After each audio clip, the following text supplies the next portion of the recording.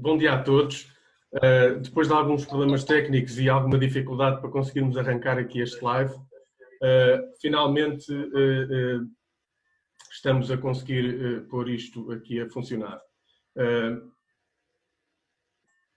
É com muito gosto que fazemos este workshop neste novo formato, tentarmos responder aqui a esta altura difícil e de contingência e tentarmos, de alguma forma, conseguir fazer o nosso papel e a nossa missão, que muitos de vocês já conhecem, que é conseguir chegar e transmitir a questão da produção local de alimentos, as hortas comunitárias, o nosso trabalho que temos feito em termos de formação,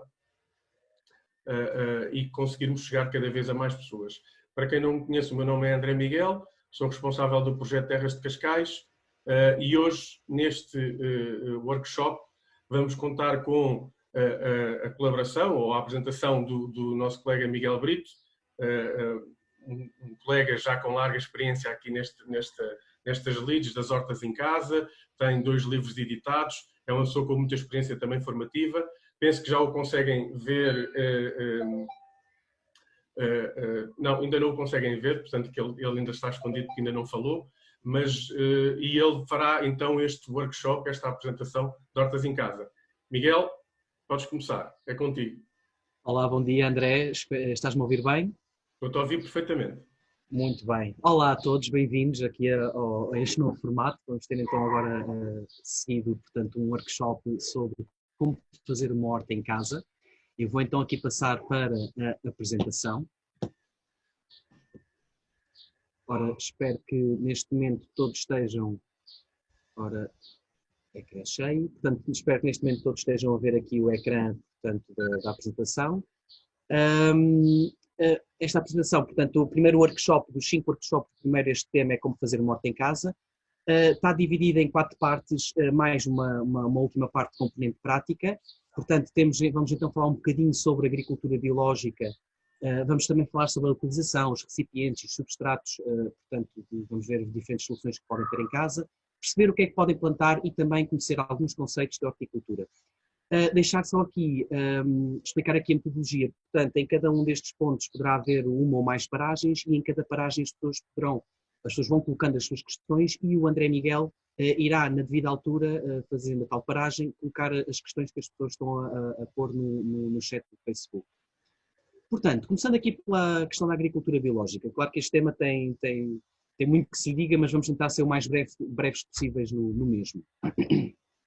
Portanto, como sabem, na agricultura, a grande distinção entre a agricultura biológica e a agricultura convencional é que na agricultura biológica não é permitida a utilização de químicos de síntese. O que é que isto significa? Significa que não se podem utilizar químicos de síntese quer na fertilização, ou seja, não são permitidos adubos inorgânicos, e também no controle de pragas e doenças não é permitida a utilização de pesticidas de origem química. Como é que isto é ultrapassado? Portanto, na agricultura biológica, como não é permitida a utilização de químicos de síntese, portanto, estamos a falar de química, a natureza é feita de químicos, vamos lá salvaguardar essa questão. O que não é permitido são químicos sintetizados artificialmente em laboratório, em indústria, portanto, compostos produzidos artificialmente. Mas, na fertilização, temos o acesso aos fertilizantes orgânicos e, no controle de pragas e doenças, na agricultura biológica, vamos recorrer em primeiro lugar à biodiversidade e também a possíveis produtos de origem natural, que na sua maior parte ou são extratos de plantas ou são bactérias, portanto que têm também propriedades inseticidas e que nos ajudam a controlar, neste caso, pragas. Passando aqui à frente, não vamos já colocar questões, vamos só avançar aqui mais um capítulo e poderão colocar as vossas questões já a seguir. Vamos então falar da questão da localização. Portanto, quando falamos de localização, naquilo que é a habitação, portanto, o interior ou exterior do edifício onde vocês habitam, é muito importante perceber a questão da exposição solar. Ou seja, neste caso, tem uma janela, portanto, e se eu quero fazer uma horta no parapeito da janela, o ideal seria que esse sul é a exposição predominante Portanto, tudo que sejam opções, mesmo que vamos ver a seguir, em varanda, etc., é sempre, o ideal é ter uma exposição sul. Claro que este e oeste nunca é tão mal, norte é sempre de evitar, ou digamos que a nível de hortícolas será praticamente impossível às vezes conseguir fazer que elas cresçam a tempo e de obter o fruto. Portanto, neste caso temos então uma janela virada a sul, poder fazer uma horta numa varanda, também possivelmente virada a sul. Neste caso temos aqui um pátio, portanto, ou um saguão, podemos chamar das duas formas, que corresponde a um resto de chão. O resto de chão já não... Já agora esta fotografia corresponde precisamente ao cenário que vem aqui atrás, portanto é aqui a minha habitação. Tem aqui um canteiro construído em madeira, os objetos à volta que bloqueiam a luz.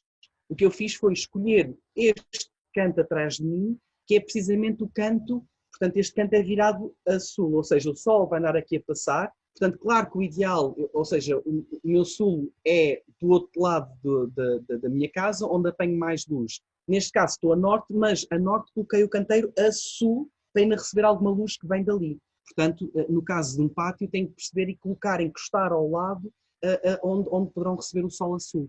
Já no caso de um terraço, que é o topo do edifício, o problema de luz já não é tão complicado. Ou seja, nós se pusermos eventualmente no meio do terraço, vai sempre apanhar que nos impeçam o acesso a ela. Então, pronto, André Miguel, aqui algumas questões em relação à localização. Miguel, pedia-te então que tirasses o André portanto, a apresentação Eu vou só aqui sair da apresentação para encontrar o André Miguel. Okay. Tirasses a apresentação do destaque. Então, reafirmar aquilo que o Miguel já explicou e que então o formato aqui deste... Estou, André Miguel? Estou. Estás-me a ouvir? Miguel, estás-me a ouvir? Estou, Miguel. Tiraste. Miguel? Estou. Estás-me a ouvir, Miguel? 1, 2, 1, 2, estão-me a ouvir? Estou, André? Olá. Estamos a ouvir. Estou a ouvir agora com alguma interrupção. Olá. Tiveram a ouvir o tempo todo ou terei que voltar atrás? Diz-me, André. Não, ouvimos até à parte em que portanto, projetaste aqui para as perguntas. Eu penso que aqui os nossos ouvintes ainda estão aqui um bocado emperrados ao nível das perguntas, mas vou eu partir aqui, vou eu tomar aqui a dianteira e fazer-te aqui algumas perguntas que eu acho que podem ser interessantes para ajudar a esclarecer. Portanto, nesta questão da localização, falaste bem esta importância de haver uma localização e uma exposição a sul.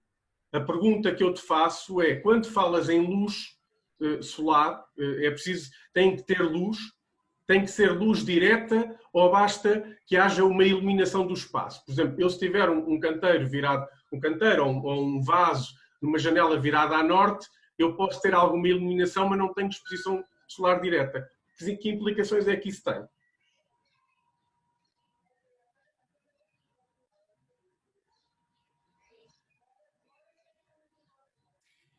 Portanto, a exposição solar direta é de facto ideal. A exposição indireta não é, portanto, é praticamente considerado, no caso para um crescimento de uma hortícola que tem que frutificar como o pimento ou tomate, portanto, uma exposição solar indireta não será suficiente. E já agora, mesmo no caso de uma exposição solar direta, ou seja, que obtenha luz diretamente do sol, se for através de uma janela translúcida, a redução não será muita. Por exemplo, já se for uma marquise com um vidro fosco, mesmo que haja sol direto, atravessando, digamos, o vidro fosco, nunca vamos obter emitida. E, portanto, não vendo luz direta, também não estamos, as plantas precisam de fazer fotossíntese nas suas folhas e precisam, de facto, de obter a energia solar, caso contrário, poderemos não ter os melhores resultados. Portanto, uma janela virada a norte, possivelmente poderíamos até ter ou as chamadas plantas de interior, plantas ornamentais de interior, que não necessitam de muita luz. Eventualmente, algumas aromáticas poderiam resistir, mas se nós tivermos a ambição de produzir algumas hortícolas, não tendo luz direta, não será muito fácil. Portanto, uma janela virada a norte não é de todo recomendada. Muito bem, muito bem. Obrigado, Miguel. Em termos aqui de perguntas, estamos todos aqui ainda um bocadinho emperrados aqui em termos de perguntas, portanto, eu estou a ouvir podes mal. continuar, não há dúvidas. Quando não há dúvidas, é bom sinal.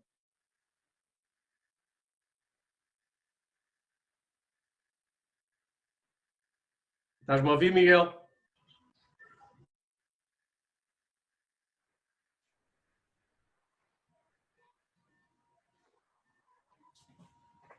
Estou, André Miguel, estás-me a ouvir bem agora? Estou-te a ouvir bem, estou-te a ouvir bem. Ok. Acho que sou eu que estou com problema de rede, mas já está melhor. Tu até dá aqui indicação que tens pouca rede. Vê lá em casa, se há utilizações de internet, se calhar agora, neste momento, tentar baixar um bocadinho a utilização de internet aqui. Os vídeos da criança e tal. Tem a ver com o facto de também estar no exterior e o Wi-Fi está a ser emitido a partir do interior. Okay. Mas pronto, vamos então continuar. Há mais alguma questão em relação à localização? Não, penso que podemos continuar. Não temos aqui questões neste momento. Não temos aqui questões. Aliás, temos aqui uma pergunta que também pode ser interessante. Já agora também, um bocadinho para desemperrar aqui tudo isto. Diz-me o que é que consideras, portanto, em relação se for uma varanda, as implicações para além da exposição solar, da questão do vento. Por exemplo, uma varanda virada a norte com algum vento.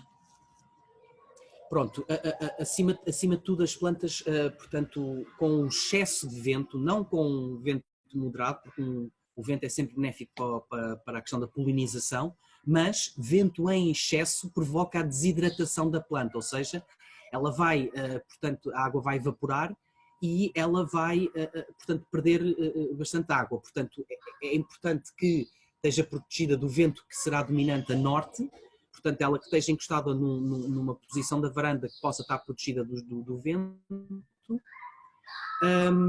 Mas, acima de tudo, eu se calhar, no caso de uma varanda, vamos supor, se é uma varanda virada a oeste ou a oeste, eu colocava no canto da varanda portanto, a norte para poder apanhar o sol a sul. E vice-versa, no caso da varanda a este, ou seja, optava sempre por pôr a minha horta, se tiver que optar de um lado ou do outro da varanda, caso essa varanda esteja virada a este ou a oeste, tentar posicionar a minha horta no canto a norte dessa varanda para que ela receba o sol a sul. Se isso, portanto, ou seja, mais uma razão para também aí vai estar protegida dos ventos dominantes a norte. E vamos inclusive ver um exemplo desses mais à frente desse posicionamento da horta na varanda. Há aqui uma pergunta que eu acho que é difícil e estamos a alongar aqui um bocadinho, mas já que as perguntas começam a surgir, temos que responder. A pergunta é a seguinte: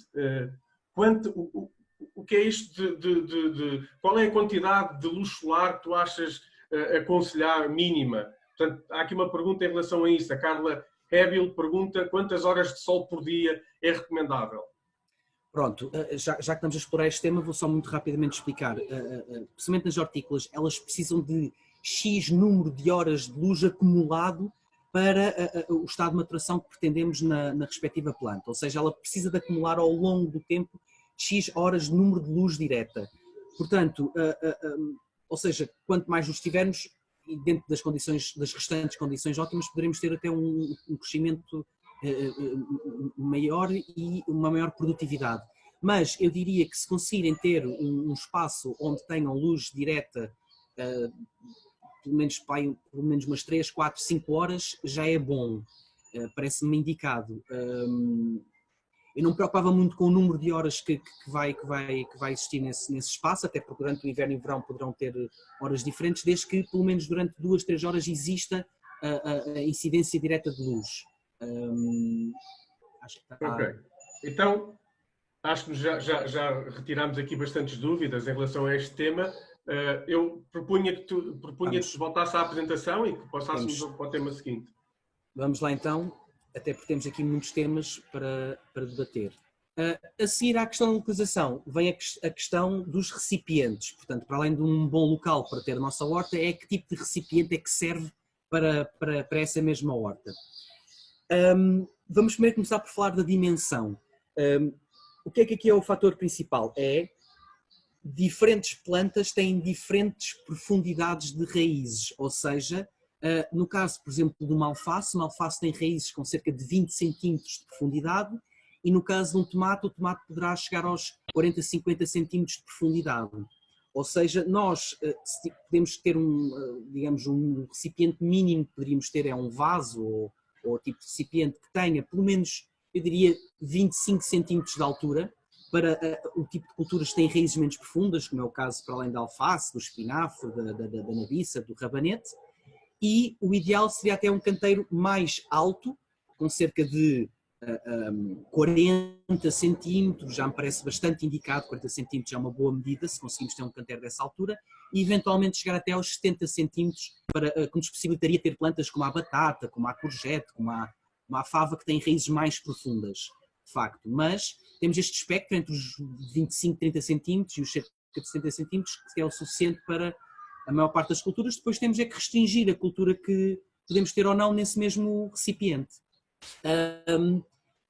Para além da questão e já agora a nível de dimensão, para além da altura, claro que uma largura de cerca de 20, 30 centímetros é importante, para onde a planta possa crescer, e no caso de um canteiro pode ter um comprimento variável, 1 metro, 1,5 metros, como veem. Aqui o meu canteiro atrás tem 2 patamares, um de 35 centímetros, o outro de 60 centímetros. Ele é relativamente estreito e é bastante comprido, portanto é como se fosse uma linha de cultura que eu consigo ter aqui neste canteiro atrás.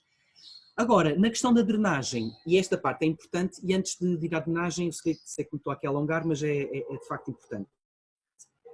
As plantas, tal como a maior parte dos seres vivos, morrem mais depressa por excesso de água do que por falta dela. E agora faço aqui uma analogia um bocadinho brincalhona que costumo fazer quando vou às escolas, que é: quantos dias é que eu aguento sem beber água? Se calhar aguento 1 dia, 2 dias sem beber água, talvez 3. Quanto tempo é que eu aguento se me atirar para dentro de uma piscina e ficar no fundo da piscina?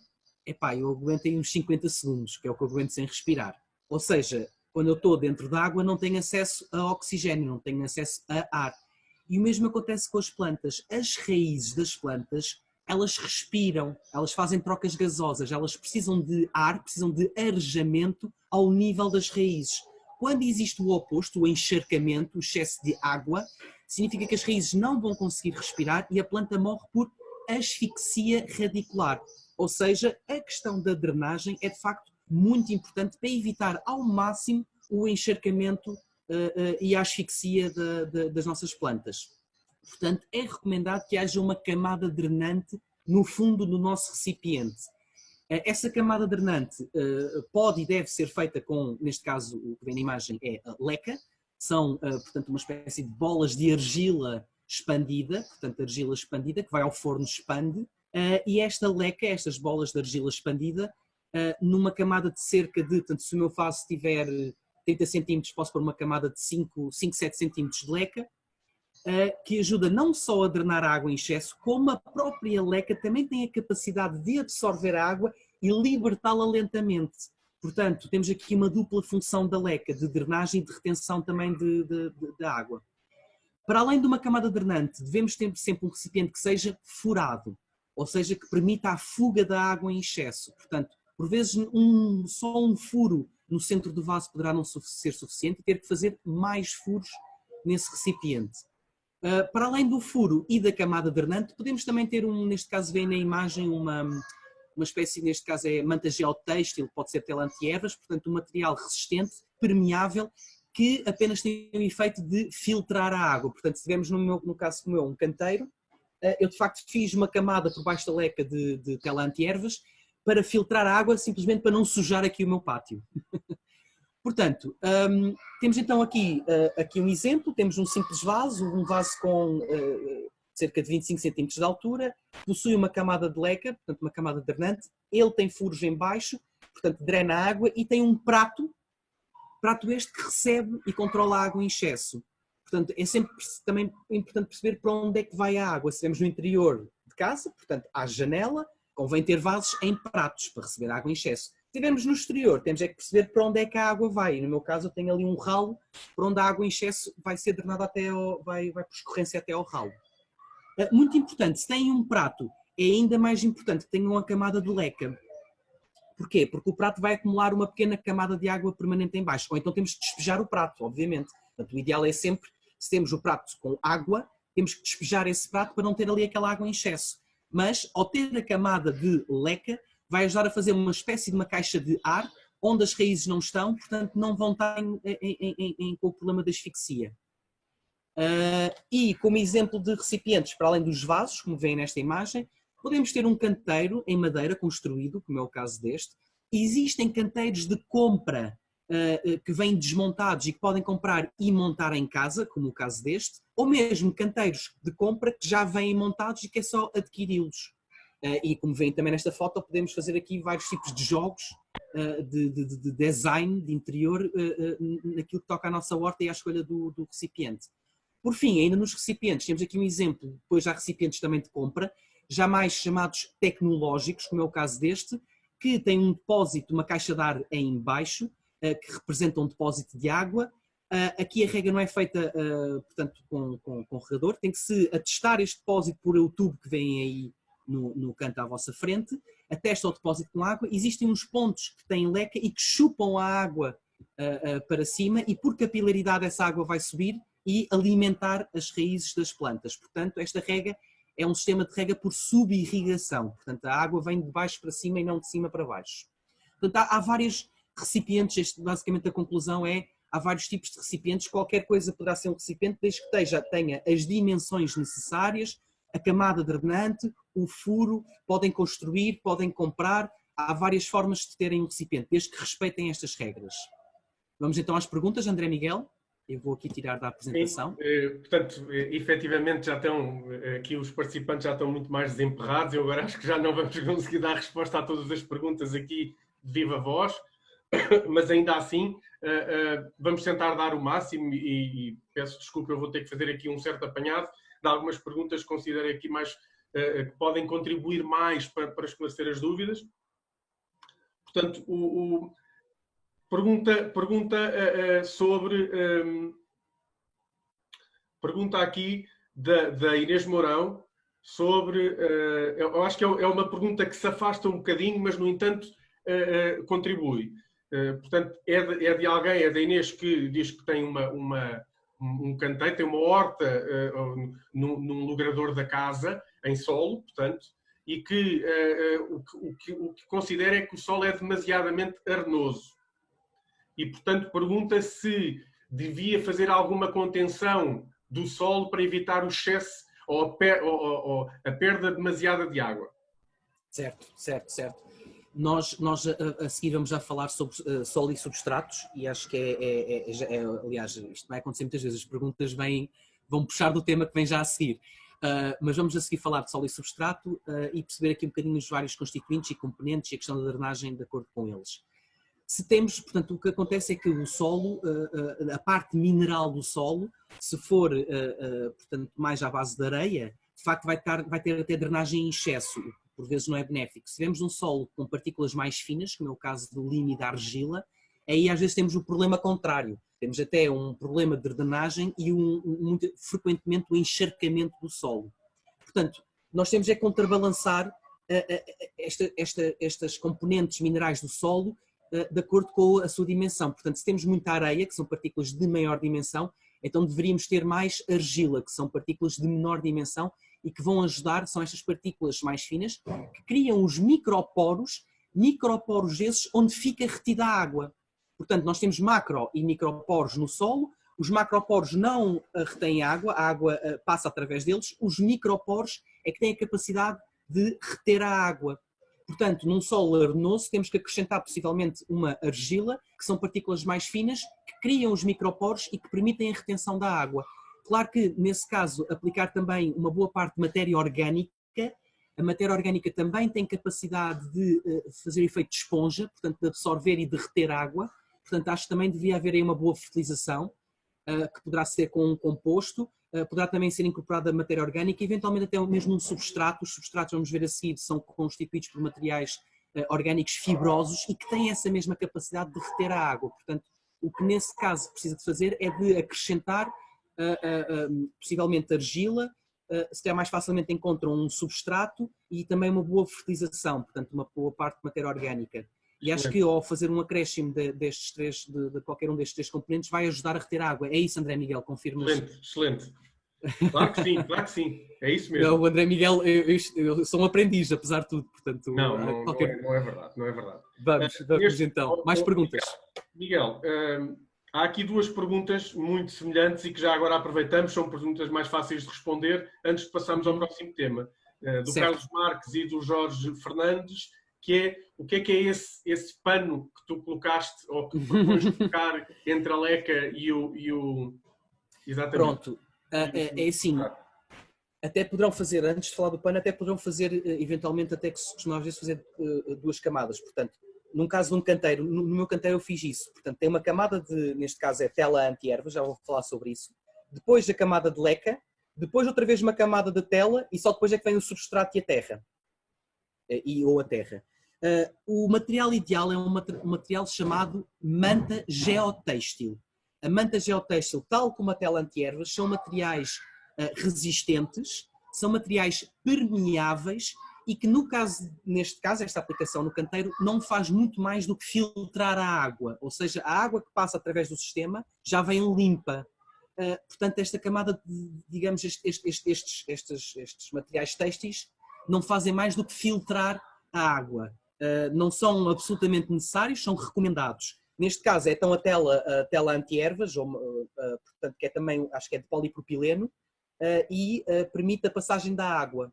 Portanto, e ao mesmo tempo faz então um efeito de filtro.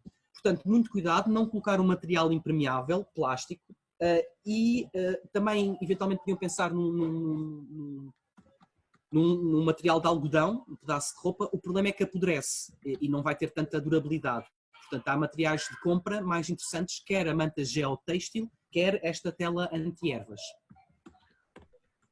Miguel, a nossa colega Inês Valente está-nos a pedir, está a pedir para haver aqui um esclarecimento em relação a esta argila que falaste para adicionar ao canteiro, que não é exatamente a mesma coisa que a leca, certo? Não. Vamos lá ver. Portanto, a leca é um produto, é um subproduto. É um produto, a leca portanto, bolas de argila que vão ao forno, expande. Portanto, é um produto que se compra, são assim umas bolinhas deste aspecto e isto é o ideal para a drenagem. Já agora, que poderia ser feita por cacos, por exemplo, partidos, também drena, só não tem esta capacidade de absorver água e libertá-la e poder eventualmente até voltar a puxar a água de baixo para cima quando há falta de água no substrato. A argila, que é o que vamos ver a seguir, por isso é que acho que era importante avançarmos para o próximo tema, é um dos constituintes do solo. A parte mineral do solo podem ser até pedras, depois de menor dimensão vai ter areia, limo e argila. A argila é um constituinte do solo, que é a matéria-prima da qual são feitas estas bolinhas, a leca. Portanto, isto é um material de compra, a argila é algo que existe na natureza, tal como isto também vem da natureza, mas isto é um subproduto. Acho que era melhor avançarmos para o tema dos substratos, que assim acho que esclarece.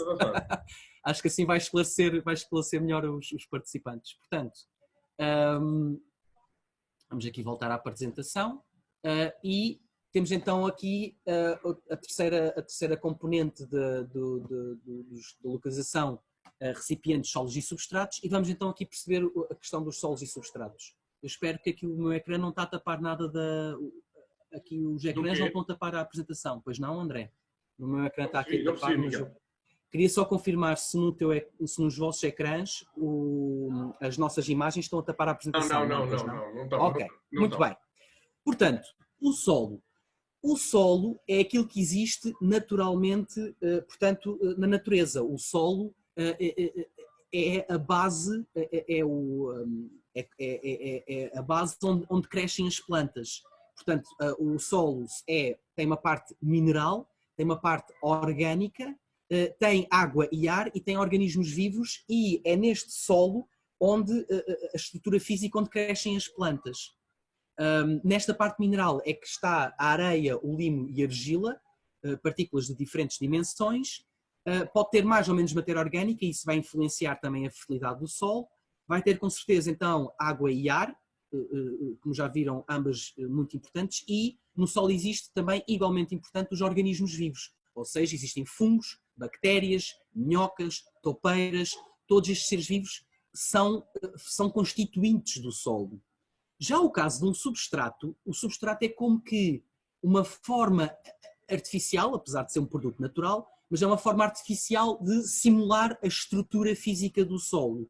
Ou seja, um substrato são materiais orgânicos, como turfa, fibra de coco, serradura de madeira não tratada, casca de arroz, casca de pinheiro triturada e também composto, que materiais estes que no seu conjunto simulam a estrutura, portanto, o meio físico onde vão crescer as plantas.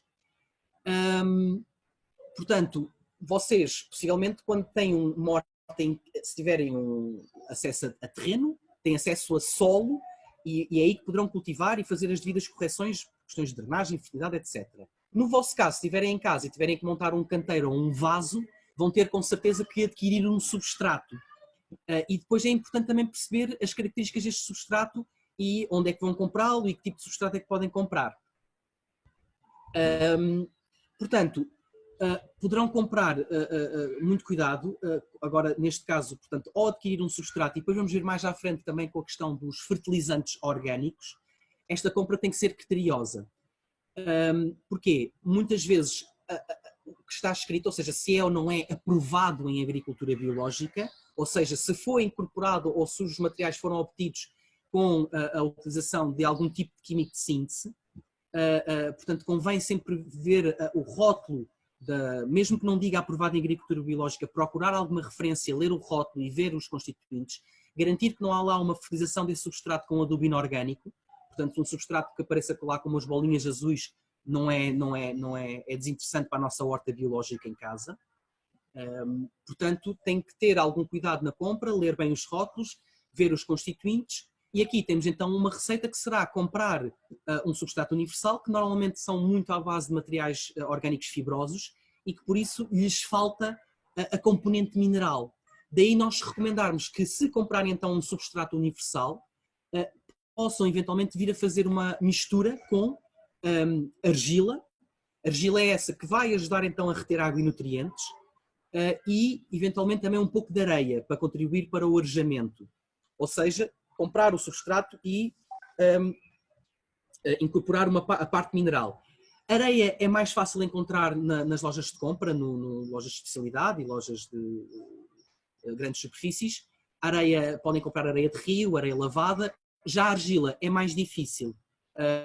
O que eu recomendo é ter acesso a um bocado de solo na casa dos avós que moram na aldeia, vamos pôr isso nessa questão, e tentar a esse substrato, se virem que é um substrato, digamos, um pouco pobre na parte mineral, acrescentar então um pouco dessa terra que virá com certeza com uma grande parte de argila. E isso seria de facto o ideal. Agora de certeza que vão haver muitas perguntas, não é, André Miguel?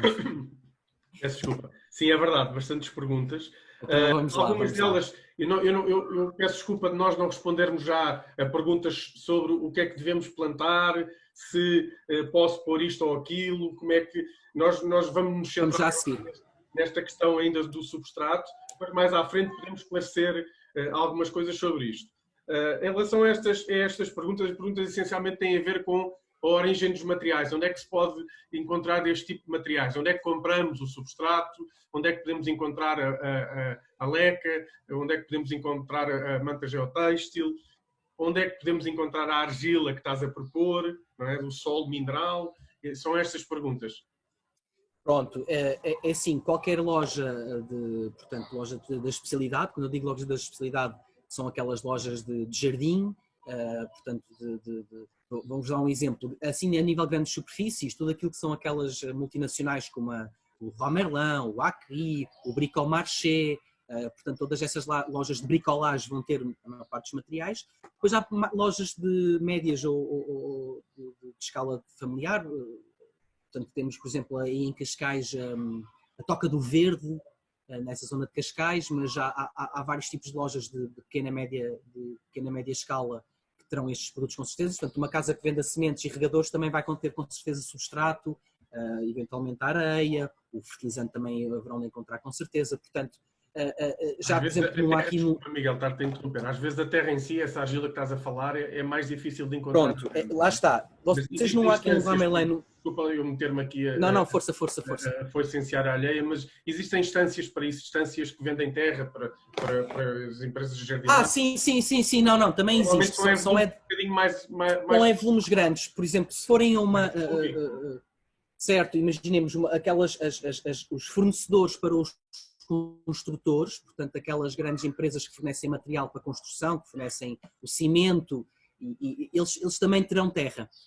Eu agora não estou a recordar nenhuma marca em particular, mas quando tive que fazer hortas em grande escala em canteiros, encontrei várias empresas. O problema é que eles normalmente vendem ao metro cúbico de terra, o que não quer dizer que não possam se deslocar até uma dessas indústrias e pedir menor quantidade.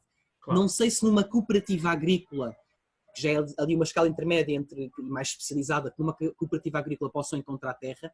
Aí em Cascais, também na Cercica, vão com certeza encontrar terra de venda a granel. Portanto, já estamos aqui a ver várias especialidades. Mas até, portanto, a areia, o substrato, o composto e a manta geotêxtil até lente ervas, existe no Bricomarché, no Ramerlan, não há aqui. Já o caso da terra, portanto, para ter a componente da argila, essa poderão ter que ir a uma destas alternativas. Como é que compensarias solo, portanto, em terra, não estamos a falar em canteiros, um solo muito argiloso, como é que tu compensarias o excesso de argila de um solo? Pronto, aí já poderá dar algum trabalho. Em primeiro lugar, se já agora estamos a falar, porque poderá acontecer vocês terem na vossa habitação um pequeno jardim, um pequeno quintal com um terreno arável, diretamente, onde vão poder semear e plantar diretamente no solo, e nesse caso os solos de Cascais são de facto normalmente muito argilosos e precisam de ser corrigidos ou trabalhados, como através de uma boa cava, portanto não é só remexer a terra, mas eventualmente chegar mesmo ao ponto de abrir valas e eventualmente enterrar resíduos orgânicos grosseiros, ramos, no fundo dessas valas para contribuir para a drenagem e, acima de tudo, se não quiserem fazer uma grande mobilização de solo, incorporar matéria orgânica, incorporar também, misturar com o solo resíduos orgânicos, não queria aqui dizer grosseiros, mas de uma dimensão intermédia, como é o caso da estilha. Resíduos orgânicos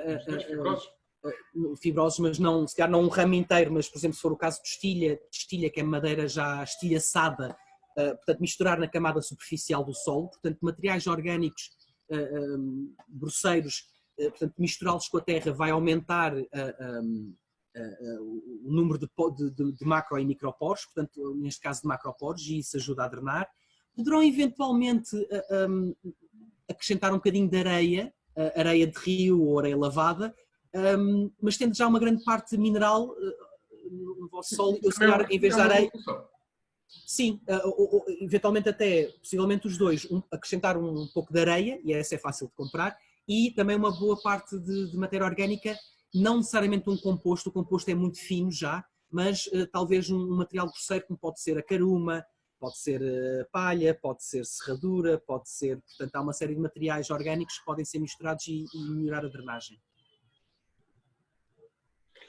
Miguel, aqui uma pergunta de dois nossos espectadores, telespectadores, não sei como chamar, internautas, dois nossos internautas, a Ivna Marisa e o Carlos Marques, sobre como é que se pode avaliar o tipo de solo. Que existem algum laboratório que o possa fazer? Como é que isto... É assim, vocês podem de facto, é possível fazer análise de solo. As análises de solo são dispendiosas. E eu acho que na pequena escala, na escala da horta em casa, não vão ter necessidade de fazer uma análise de solo. Acho sim que devem, literalmente, mexer no solo, portanto, e perceber a granulometria das partículas que têm no vosso solo. Portanto, e mesmo vocês vão ter que perceber até que ponto é que esse solo se tem mais ou menos matéria orgânica para saber se vão ter que fertilizar mais ou menos esse solo.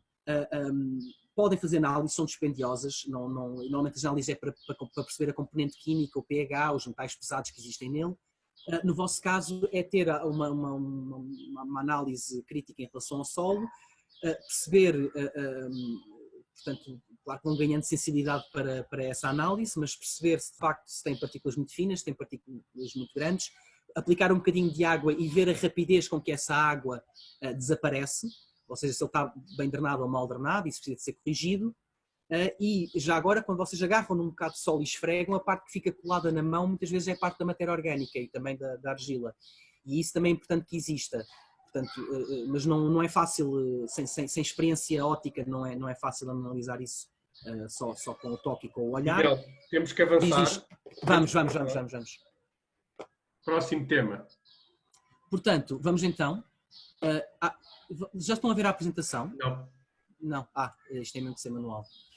Só um segundo. Desculpa. Queria aqui uma solução mais rápida que o habitual, mas tem mesmo que ser no formato caseiro. Ora,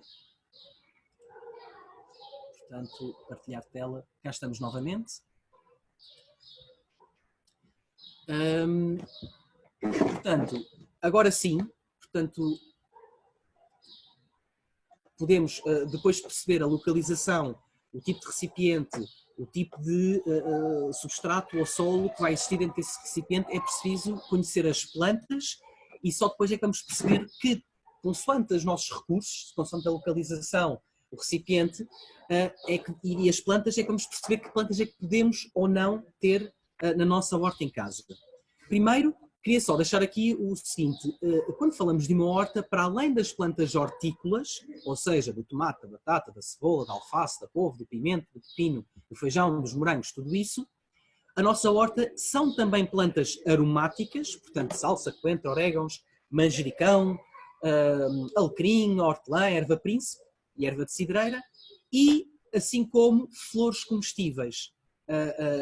Tenho aqui alguns exemplos, portanto a calêndula, o cebolinho, o cravo de túnica, a petúnia e o amor perfeito. Sim, amor perfeito e petúnia também são flores comestíveis, que não só servem como alimento, como também têm um lado estético e também um lado aromático. Portanto, tudo isto são plantas que podemos ter na nossa horta em casa, hortícolas aromáticas e flores comestíveis. Agora, temos que conhecer estas plantas para perceber, consoante então, o espaço disponível, a profundidade dos recipientes e a exposição solar, quais elas é que vão poder existir ou não portanto, na nossa horta. Ou seja, nós temos plantas como a abóbora, a batata, o tomate, a fava ou a couve, que têm de facto raízes mais profundas, têm raízes que chegam aos 40, 50, 60 centímetros. A maior parte destas plantas ocupam mais espaço, portanto vamos ter que ter mais espaço para além de recipientes mais profundos, e necessitam de mais exposição, ou maior quantidade de luz direta diária. Precisam de mais exposição solar. E depois, por outro lado, temos algumas plantas, como são a maior parte das flores comestíveis e das plantas aromáticas, e algumas hortícolas, vamos ver quais, que ocupam menos espaço, têm raízes menos profundas e necessitam de menos exposição solar. As aromáticas é fácil, é a salsa, o coentro, o cebolinho, tudo isso tem raízes pouco profundas e ocupam menos espaço. E mesmo dentro das hortícolas, o rabanete, a nabiça, a rúcula, o espinafre, o morango, tudo isso são hortícolas que, ao contrário das anteriores, do tomate e da batata, vão também de facto ocupar menos espaço, têm raízes menos profundas e não necessitam tantas horas de luz. Agora sim, este era o grande slide que vos queria mostrar e que vai abrir alguma discussão, que é aqui uma espécie de 3 modelos ou 3 níveis de horta em casa. Temos o primeiro nível à esquerda, portanto, estamos no interior da habitação, à janela, e temos, vamos supor, estão aqui 3, mas meia dúzia de vasos esses com os seus 25, 30 centímetros, portanto, a altura suficiente. E claro que nesta condição temos então aqui uma lista de plantas que podemos ter nela. Vêm logo algumas aromáticas e algumas hortícolas que já foram referidas. Num nível intermédio, e agora sim podemos falar da exposição solar, estão a ver aqui, se calhar é difícil perceber, mas o desenho do meio é uma varanda, vejam, e tem aqui um canteiro que é um bocadinho mais generoso, já é um canteiro de 40 centímetros, tem 1 metro de comprimento, 10 centímetros de largura, e este canteiro, vamos supor que esta varanda é virada portanto, norte, sul, a oeste. Esta varanda é virada a oeste. Então o nosso canteiro está a norte. Porquê? Está a norte porque é de sul, é do lado sul desta varanda que ele vai receber a luz. Portanto, neste caso, que é um exemplo, se a varanda fosse virada a sul, acho que o canteiro poderia ficar em praticamente todo lado dessa nossa varanda. Se este canteiro for virado a oeste, então o canteiro fica a norte como está. Se este canteiro fosse virado a este, então teria que ter ficado num lado oposto, para poder receber a luz que está a sul, que é predominante a sul. Neste canteiro, neste nível intermédio, já podemos ter aromáticas de maior porte, como é o caso do tomilho, erva de cidreira, erva príncipe, e alfaces e hortícolas intermédias, como é o caso de alface, cenoura, cebola, alho francês, beterraba, nabo e morangos. No caso do modelo à direita, que é o caso do terraço, portanto, já não temos grandes problemas da exposição solar, mas sim, mesmo no terraço ele pode estar no canto a norte, para receber a luz a sul. Este canteiro do terraço já tem 60 centímetros, 1,20 m de comprimento, 1,20 m de largura, e eu aqui se calhar neste canteiro já posso ter abóbora, já posso ter batata, já posso ter pepino, courgette, tomate, pimento, brócolis, favas, feijão verde, portanto todo um conjunto de plantas. Claro que neste canteiro podemos ter todas as plantas dos modelos anteriores, ou seja, o modelo 2 recebe as plantas do modelo 1 e do 2, e o modelo 3, que é o do canteiro de grande profundidade no terraço, já pode receber estas plantas que os outros não podiam, mais todas as outras. Portanto, este aqui é o ex-libris daquilo que seria uma horta em casa. Vamos então agora às perguntas, agora sim. Muito bem, Miguel, muito bem. Excelente explicação. Eu vou fazer uma pergunta peço desculpa, mas eu gostava de que me esclarecesse uma coisa, que é, e penso que essa pergunta já foi aqui, já foi aqui abordada pela Wanda Caires, que é, nessa exposição ou nessa situação intermédia, em que colocas o canteiro numa varanda e que optaste por uma localização em que ela fica encostada, portanto, numa parede norte, digamos assim, com a luz a entrar do oeste, não é? Isso significa que a luz vai bater toda contra essa parede, não é? Não achas que isso pode promover algum escaldão, algum excesso de temperatura? E se sim, como é que se pode remediar? Portanto, o excesso, vamos lá ver, uma coisa o excesso de calor até pode ser benéfico. O excesso de calor pode até ser benéfico. Eu às vezes preocupo mais com a falta de calor do que com o excesso de calor. Mas, uma coisa também importante, enquanto as plantas tiverem água, ou seja, nós tivermos um substrato bastante úmido, sempre no estado de umidade, enquanto as plantas tiverem acesso à água, elas conseguem resistir à temperatura. Por outro lado, se nós, por exemplo, molharmos a folha da planta e ela ficar com a película, com as gotículas de água que fazem efeito de lupa, aí sim, portanto, a luz solar direta, uma exposição prolongada, poderá provocar a queimadura das folhas, mas isto é no caso de eu molhar as folhas das plantas e haver aqui o efeito de lupa. Claro que o calor em excesso pode... Havendo água por baixo e a planta conseguindo transpirar, sim, ela vai conseguindo resistir a temperaturas. Resistir à temperatura. Claro que pode haver mesmo escaldão. Acontece isso nas vinhas. O André Miguel, que percebe que é um expert de pomar e vinhas. Portanto, claro que pode haver mesmo o chamado escaldão, mas é como o André Miguel disse muito bem, enquanto as plantas tiverem acesso à água e conseguirem transpirar, elas vão conseguir resistir à temperatura e a temperatura é até benéfica para acelerar o crescimento das plantas. Portanto, não me preocupava muito também com isso. Eu aqui acrescentava uma coisa que eu acho que se faz favor. Há plantas que podem ficar por trás, trepadeiras ou algumas plantas que possam evitar um bocadinho o excesso de temperatura e de irradiação que pode vir da parede. Estás a perceber? Certo. Principalmente se apareceu. Fizemos na nossa horta de formação em que conseguimos ultrapassar ali o excesso de temperatura com a questão de ter umas plantas que mais altas, não é? Que evitassem que o calor que irradia de trás do abrigo pudesse, em excesso, prejudicar as plantas que lá estavam encostadas ao abrigo. Portanto, haver ali alguma sombra provocada por umas plantas de maior porte. Sim, aliás, podemos até, optando por plantas com diferentes níveis, por exemplo, se vocês tiverem uma planta de pepino ou de tomate a trepar, podem ter na camada inferior o manjericão, o morango e mesmo as alfaces. Portanto, ou seja, vocês podem ter na camada de baixo até as plantas mais sensíveis, algumas plantas aromáticas são sensíveis. A salsa é uma planta relativamente sensível. Peço desculpa, os coentros são mais sensíveis que a salsa, salvo erro. Exatamente, é isso. Portanto, ou seja, tê-las no mesmo recipiente, eu posso ter o meu tomate ou o meu pepino a trepar por uma estrutura de tutoragem, que é o caso de uma cana, que vem aqui atrás destas canas, e aliás, é pena não vos poder mostrar, mas eu tenho exatamente esse efeito, ou seja, eu vou ter aqui a trepar por estas canas tomate e pepino, e na camada de baixo eu já tenho lá a crescer alface, manjericão e espinafre, ou seja, eu vou ter no mesmo recipiente plantas a crescer, a ir buscar luz a 2 níveis diferentes, e a planta de camada superior vai ajudar a controlar um bocadinho se houver excesso de luz para as plantas que estão em baixo. Excelente, excelente, é isso mesmo. Mais perguntas? Temos aqui mais algumas perguntas, mas aqui sobre o Alares da Avó, a perguntar-nos aqui em relação às votações e às conciliações. Não sei se devíamos já introduzir isto, penso que não, mas se calhar fica para depois. Portanto, qual é a importância ou não das conciliações e das votações? Eu posso só dar uma resposta de 20 segundos a isso, é muito rápido. Nós vamos ter, das 5 sessões, vamos ter uma sessão dedicada às técnicas de agricultura biológica e vai ser falado com muito detalhe essas mesmas técnicas. De qualquer forma, a consociação, portanto, é juntar plantas que se ajudam, de alguma forma, e rotação é rodar diferentes famílias para que os problemas, por exemplo, de pragas e doenças não ocorram de um ano para o outro, muitas vezes têm a ver com ocorrem na mesma família e não repetir as mesmas famílias de plantas.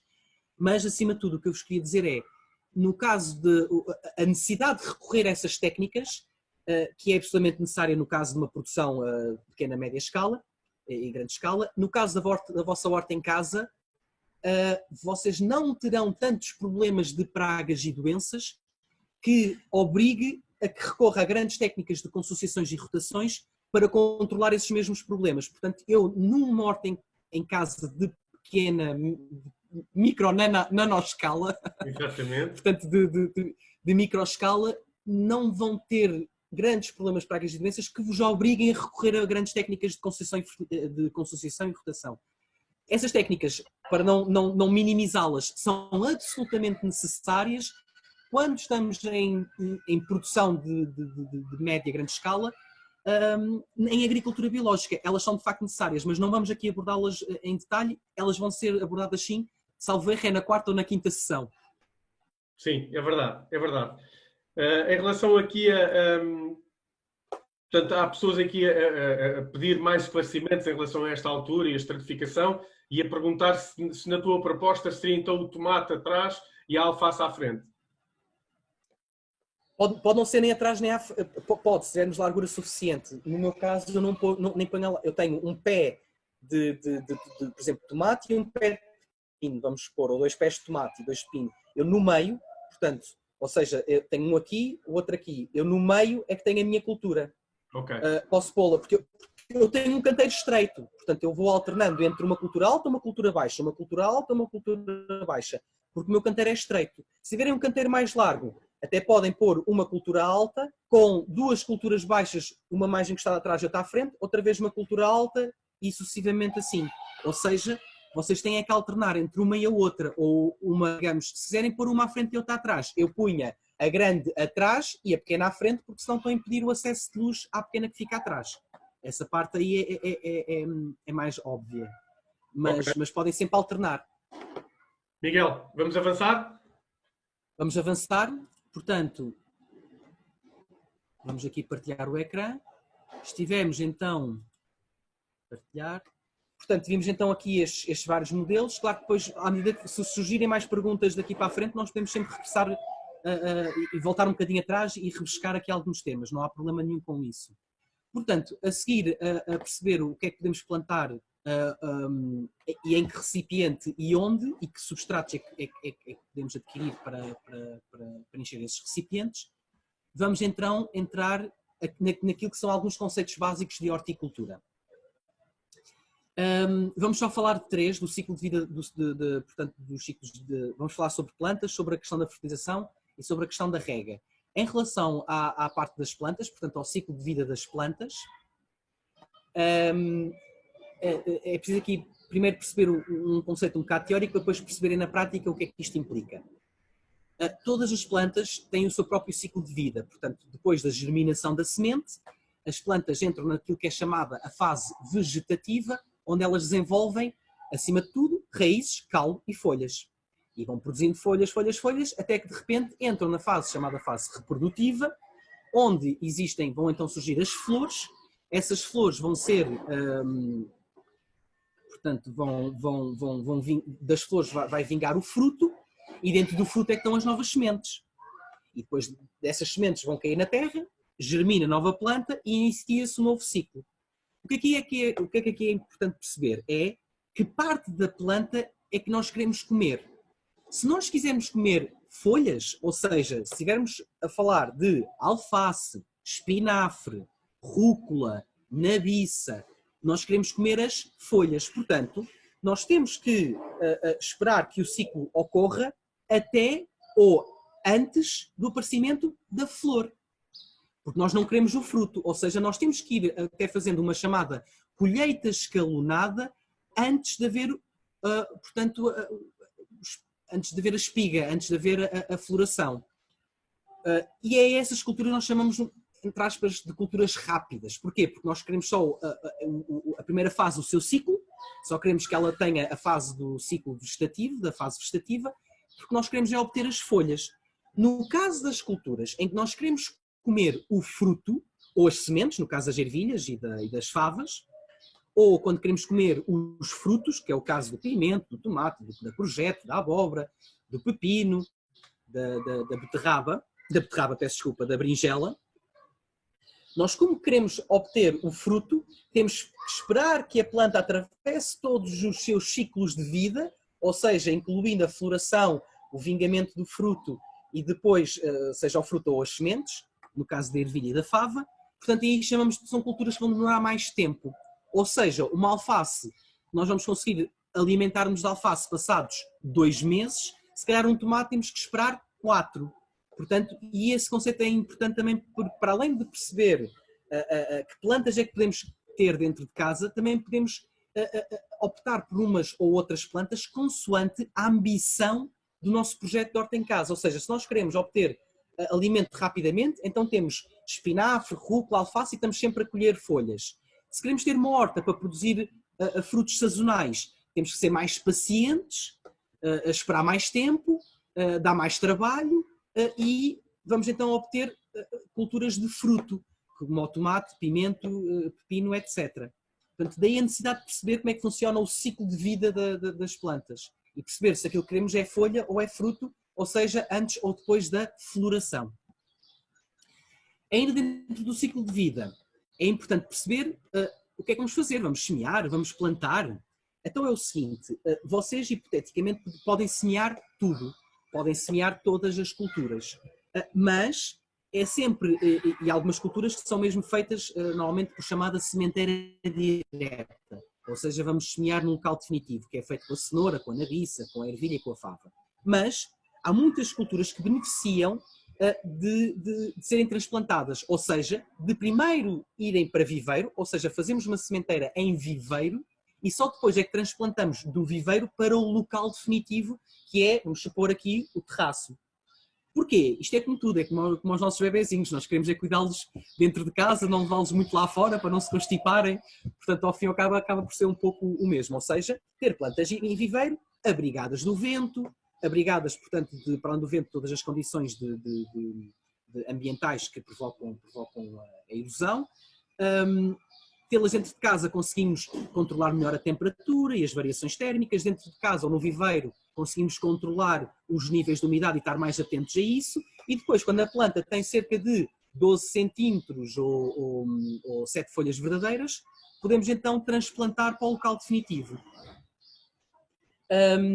E tem aqui então neste slide de onde é que vêm essas plantas. Podemos fazer o nosso viveiro em casa. O viveiro não tem que ser nada muito tecnológico. Eu tenho aqui neste caso, como podem ver no ecrã pequenino, no canto superior direito, tenho aqui um tabuleiro de alvéolos, com um prato, e este tabuleiro tem furos. portanto é furado para a água em excesso drenar, e isto é aquilo que se chama um tabuleiro de alvéolos, que é um material de compra para fazer o viveiro em casa.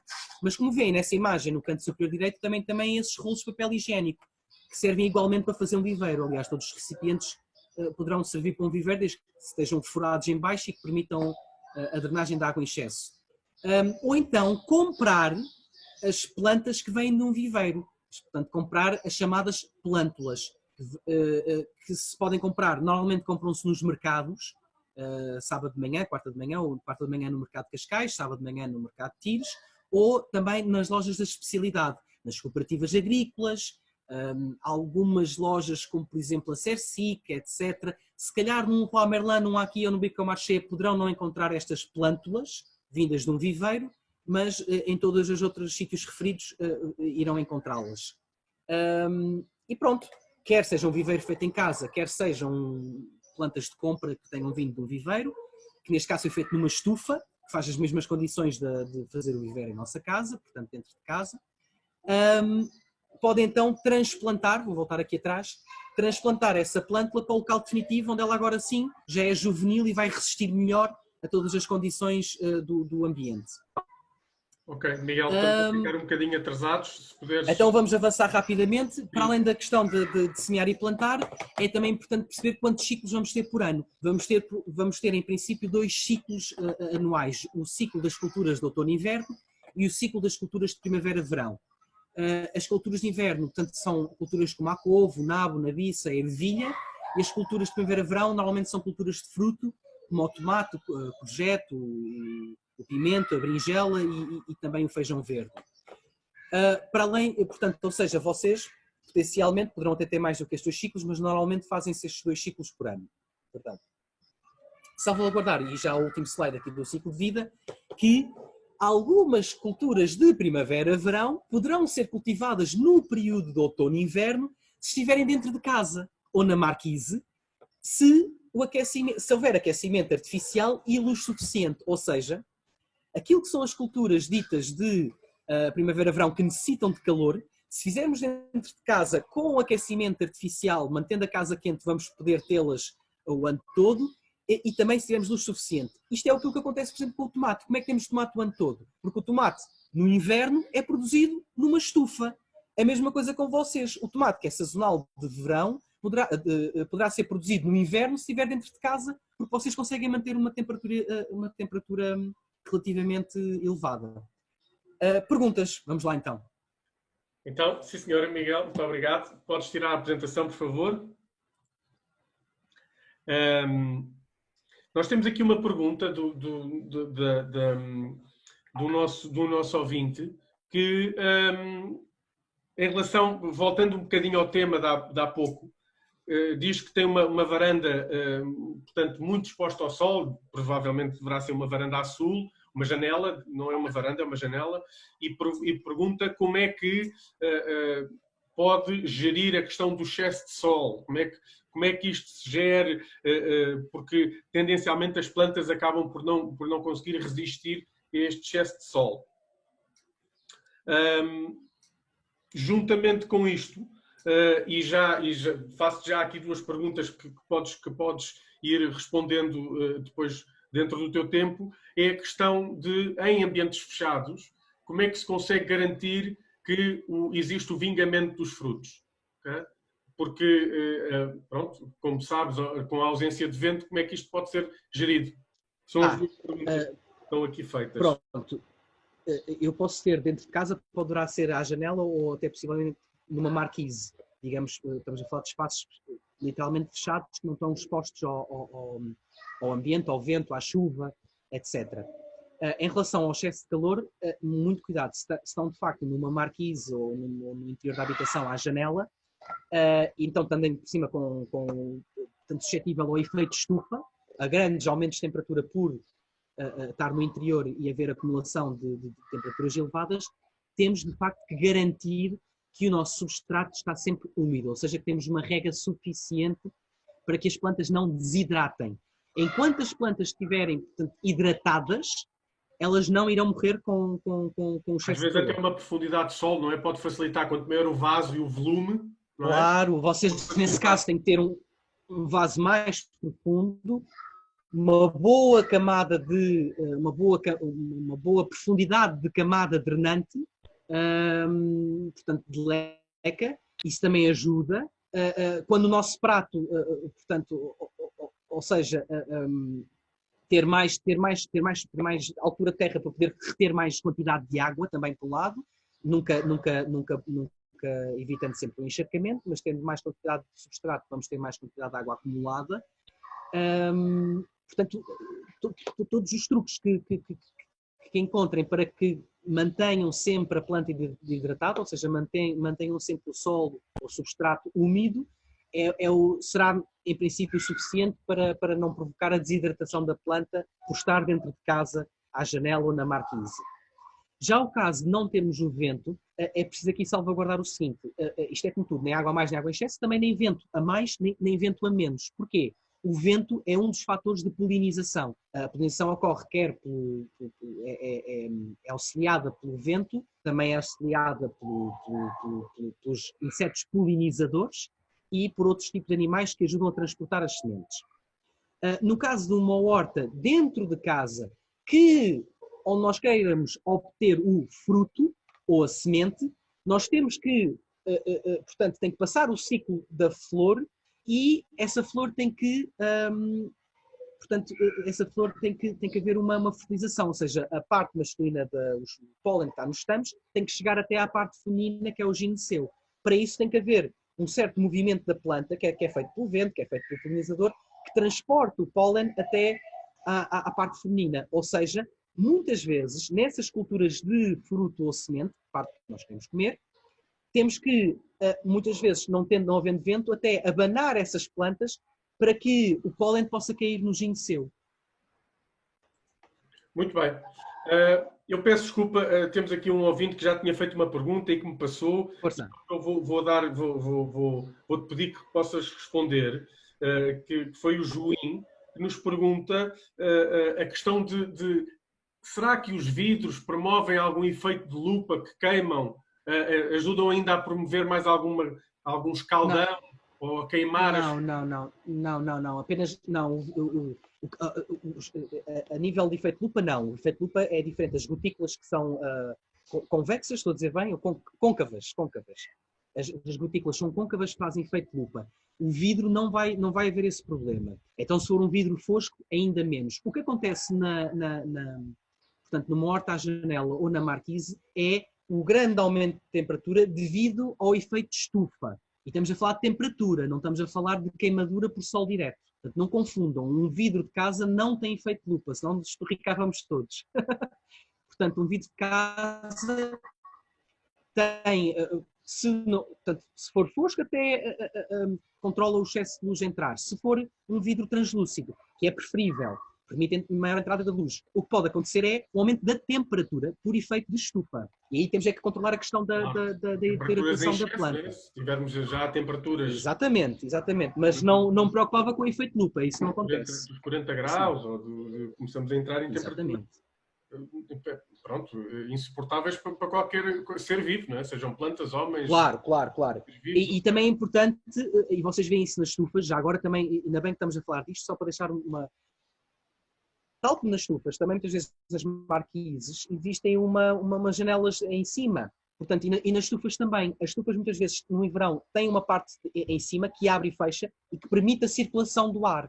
Ao permitir esta circulação do ar, permite não só a renovação do ar, como permite também o controle das temperaturas. Não é? Aliás, posso acrescentar que as estufas até chegam a ser pintadas de verão para que não atinjam temperatura, quer dizer, os raios são pintadas de branco para filtrar um bocadinho os raios solares.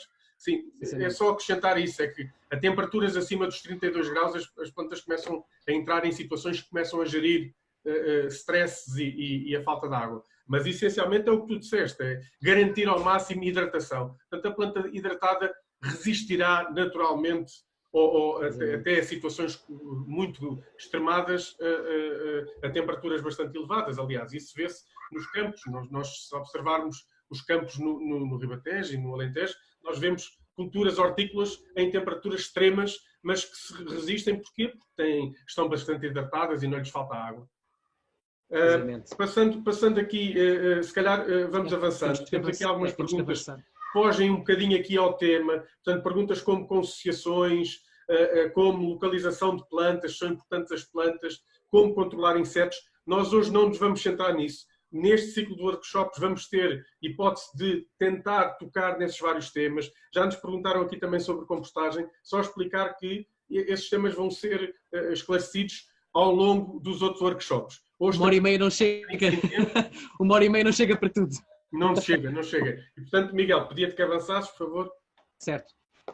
O André disse muito bem, portanto, essas questões portanto, essas técnicas de agricultura biológica, quer no controle de pragas e doenças, quer na fertilização, vão ser faladas noutras sessões, portanto, estejam atentos às próximas datas.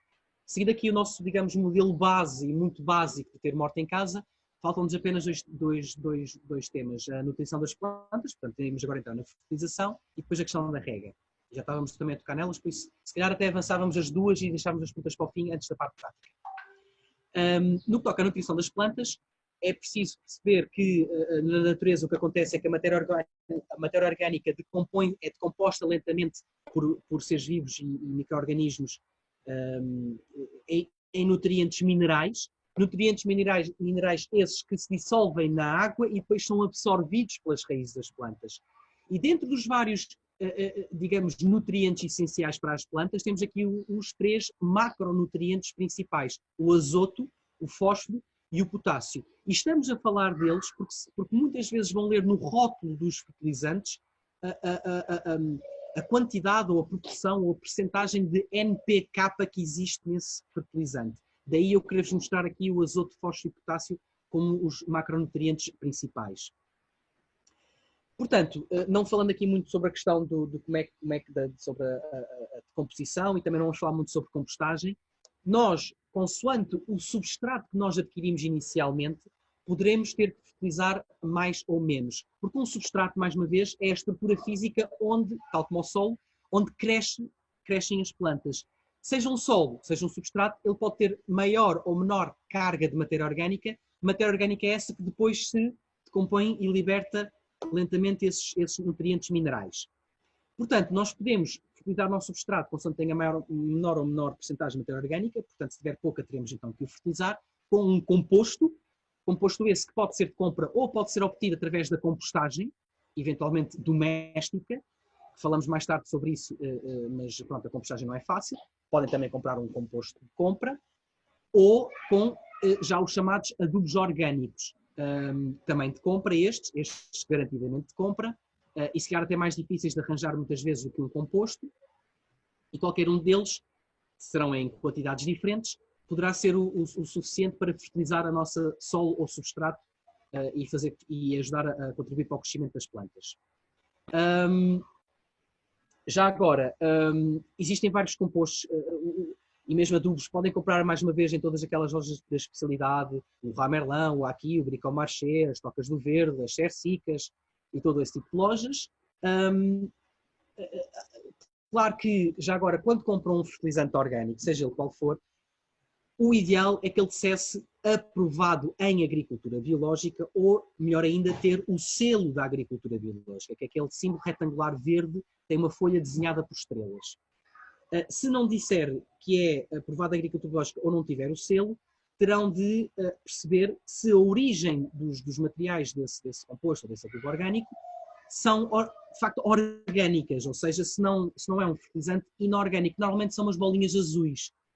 Portanto, mesmo que sejam um granulado castanho, como o da direita, ou um material triturado, como o da esquerda, seja castanho, tem, mesmo sendo aquele azul que uma pessoa desconfia logo, que aquelas bolinhas azuis é de facto o adubo inorgânico, mesmo tendo estas características, convém ler o rótulo e perceber a origem e perceber se é aprovado ou não em agricultura biológica, portanto, se a origem é 100% natural.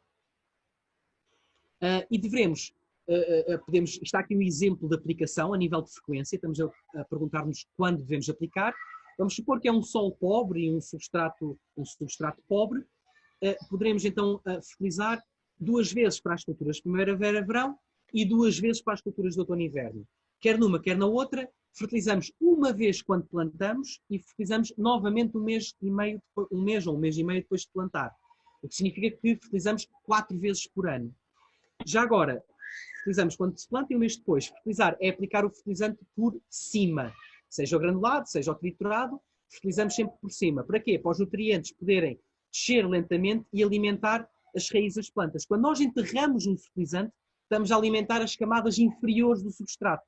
Quando nós temos uma alface, na fase inicial que tem-se entre os 7 e os 10 e vai atingir os 20 centímetros de profundidade, nós fertilizamos a 20 centímetros, nunca vamos fertilizar as raízes dessas plantas que estão a 7 centímetros. Portanto, fertilizamos sempre por cima e os nutrientes vão descendo lentamente. A quantidade. Todos estes fertilizantes orgânicos de compra têm no rótulo quantos quilogramas devem ser aplicados por metro quadrado. Claro que, no caso de um composto, podemos mesmo aplicar uma camada. No caso daquele adubo orgânico granulado, é mais intenso, tem maior proporção de azoto, fósforo e potássio e poderá só largar-se uns grãos como quem larga umas sementes. Não se aplica em tanta quantidade. Mas, mais uma vez, essas quantidades estão referidas no rótulo da embalagem do respectivo fertilizante. E também perceber que diferentes plantas têm diferentes necessidades. Claro que um tomate, uma courgette, uma abóbora, uma fava vai precisar de uma fertilização a maior quantidade do que uma nabiça, uma rúcula ou uma salsa ou um coentro. São plantas que vão necessitar de menor quantidade de fertilizante. Se calhar, André, eu não sei se paramos aqui para as perguntas sobre na questão da nutrição. Eu só queria, até porque foi um tema que é interessante okay. Uma pergunta rápida, de uma pergunta de uma nossa ouvinte, que pergunta sobre a questão de que outros materiais para fertilização. Aqui a Patrícia Barros pergunta-nos se, por exemplo, cascas de ovo ou borras de café ou água de ferver casca de banana se pode ajudar em termos de fertilização. Pronto, isto da fertilização tem mesmo muito que se diga. Portanto, nós podemos ter um composto, portanto, que foi material fresco. Esse material fresco podem ter sido os dejetos de animais, como o estrumo de cavalo, pode ser resíduos orgânicos de restos de vegetais de descascar de na cozinha, ou mesmo as borras de café. Esses materiais podem ser levados à compostagem e só depois da compostagem é que eles entram num estado de maturação que pode ser aplicado ao solo. Caso contrário, vou-vos dar então o caso das borras de café. As borras de café, se forem em grande quantidade e forem aplicadas diretamente ao solo, ou seja, se nós aplicarmos borras de café frescas, elas podem provocar a queimadura das plantas. Ou seja, o processo da compostagem atinge certas temperaturas que queimam as plantas. Por isso é que quando nós temos um estrumo animal, não aplicamos o estrumo de cavalo diretamente ao solo. Nós temos que aguardar, ou na compostagem, ou com o estrumo mesmo no solo, aguardar 2 meses antes de plantar. Ou deixar esse estrumo 2, 3 meses a decompor antes de ir para a terra. Porquê? Caso contrário, ele pode queimar as plantas. Portanto, se tiverem umas borras de café frescas e quiserem aplicá-las frescas ao solo, ou aplicam quando plantam, mas em quantidade muito pequena, para não correr o risco de queimadura, ou então podem, antes de plantar, aplicar cerca de 1 mês, 2 meses, idealmente, antes de plantar. Agora, quando vocês compram, por exemplo, vamos dar aqui um exemplo concreto, o Ciro Agro 2, que é um composto à base de estrumo de cavalo. O que vocês leem no rótulo é 85% de estrumo de cavalo bem maturado, ou seja, significa que aquele estrumo já teve um processo de compostagem e, se vocês repararem, não vai ter cheiro. Ou seja, ele já não tem cheiro, já não vai atingir temperatura e pode ser aplicado diretamente ao solo, tal como um fertilizante de adubo orgânico granulado também não vai ter esse problema.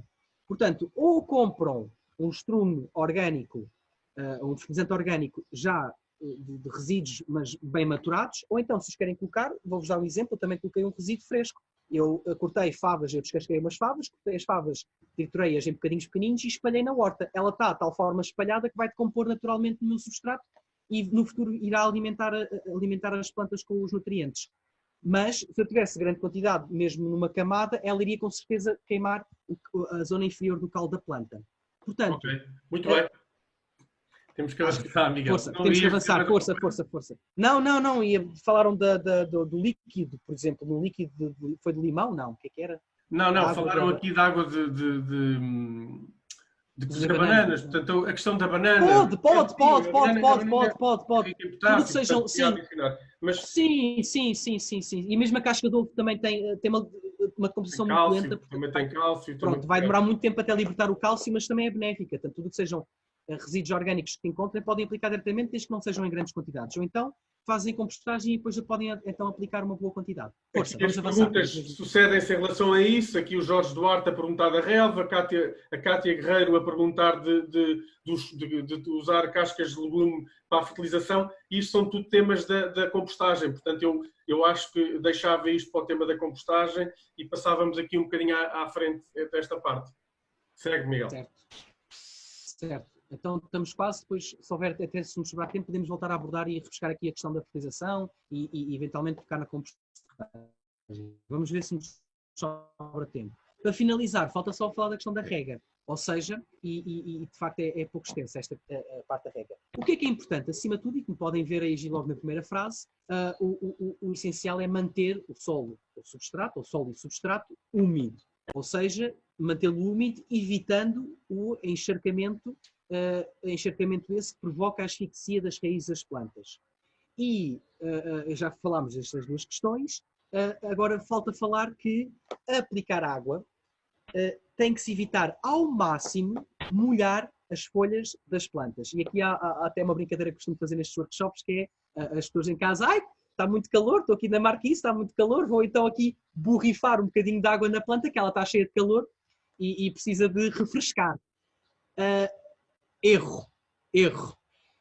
As plantas não absorvem, portanto, água ao nível das folhas, elas só absorvem água ao nível das raízes, elas não beneficiam em nada de água, ser aplicada a água nas folhas, quer pela questão da queimadura, ou seja, das películas de água na superfície da folha que podem provocar a queimadura, quer porque as doenças provocadas por fungos, portanto, os fungos surgem na natureza em condições de calor e umidade. Se estivermos dentro de casa, numa marquise, ou à janela, que já está quentinho, ou mesmo no exterior no verão, e molharmos a folha da planta, vai provocar o aparecimento de fungos, portanto, de doenças. Temos que evitar ao máximo molhar as folhas das plantas. A água deve ser sempre aplicada ao solo, quer seja por sistema de gota a gota, quer seja com um regador, quer seja com um copo, eu tenho que aplicar água ao solo, por baixo da planta, nunca molhar as folhas das plantas. Temos também como um exemplo, em dias de calor podemos regar dia sim, dia não, em dias de frio podemos regar 2 vezes por semana.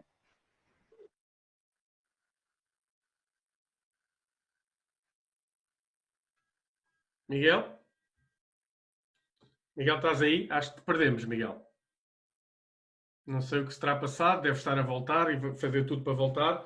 Portanto, eu aproveito aqui, se calhar, para explicar, então, aquilo que já tinha falado. Já está bem. Já me estão a ouvir? Já estamos a ouvir. Pronto, só para terminar. Ouvir um exemplo, a questão do exemplo de frequência de rega, não. Estou? Sim, Miguel, estamos a ouvir. Então vou só repetir. Portanto, eu acho que ouvimos tudo. Ok. Portanto, regar de dia não se tiver muito calor, 2 vezes por semana se tiver frio. O importante é vocês verificarem garantir que a camada superficial, a camada dos primeiros 5 cm de solo substrato está sempre úmida e nunca seca. Isso é que é o importante. Miguel, só uma pergunta que eu acho que é importante aqui do Manuel Luís Ramos e eu acho que ajuda a esclarecer, mais do que uma pergunta, ajuda a esclarecer. Devemos ou não usar, portanto, materiais para cobrir o solo? Seja palha, o que for, palha, estilha, casca de pinheiro, qual é a tua opinião? Portanto, é muito bem lembrado. Claro que numa horta em casa, nós se tivermos então um substrato de compra com material muito fibroso, que retém bem a água e ao mesmo tempo também a drena, etc., nós não temos muitos problemas com esta questão da desidratação, mas numa horta, mas mesmo quer em casa e principalmente numa horta em solo, fazer uma cobertura, ou seja, nós temos um substrato, temos as plantas, fertilizamos e depois podemos ainda acrescentar uma última camada, chamada camada de cobertura, com um material orgânico, vou dar vários exemplos, que tem o benefício não só de ajudar a reter a água, ou seja, a camada superior, por exemplo, um substrato, têm tendência a perder muita água por evaporação. Ao ter uma cobertura que tapa essa camada superficial de substrato, ajuda a reter a água para que não hajam tantas perdas por evaporação.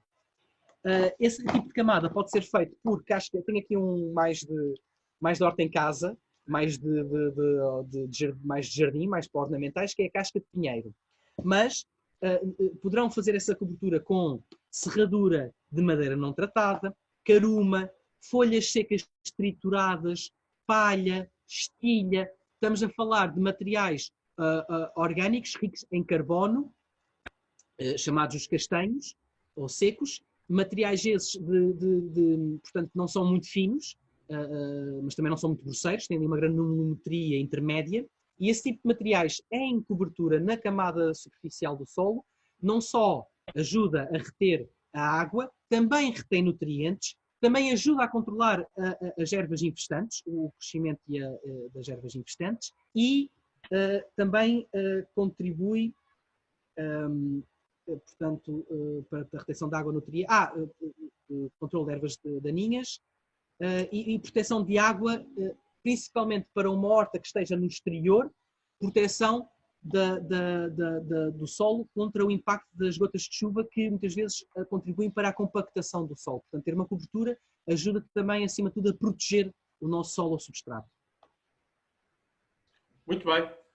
Miguel, vais avançar então para a pequena demonstração? Rega, só para terminar a rega, tem aqui já agora um slide de sistema de rega gota a gota, é o último slide. Temos aqui um exemplo deste canteiro aqui atrás.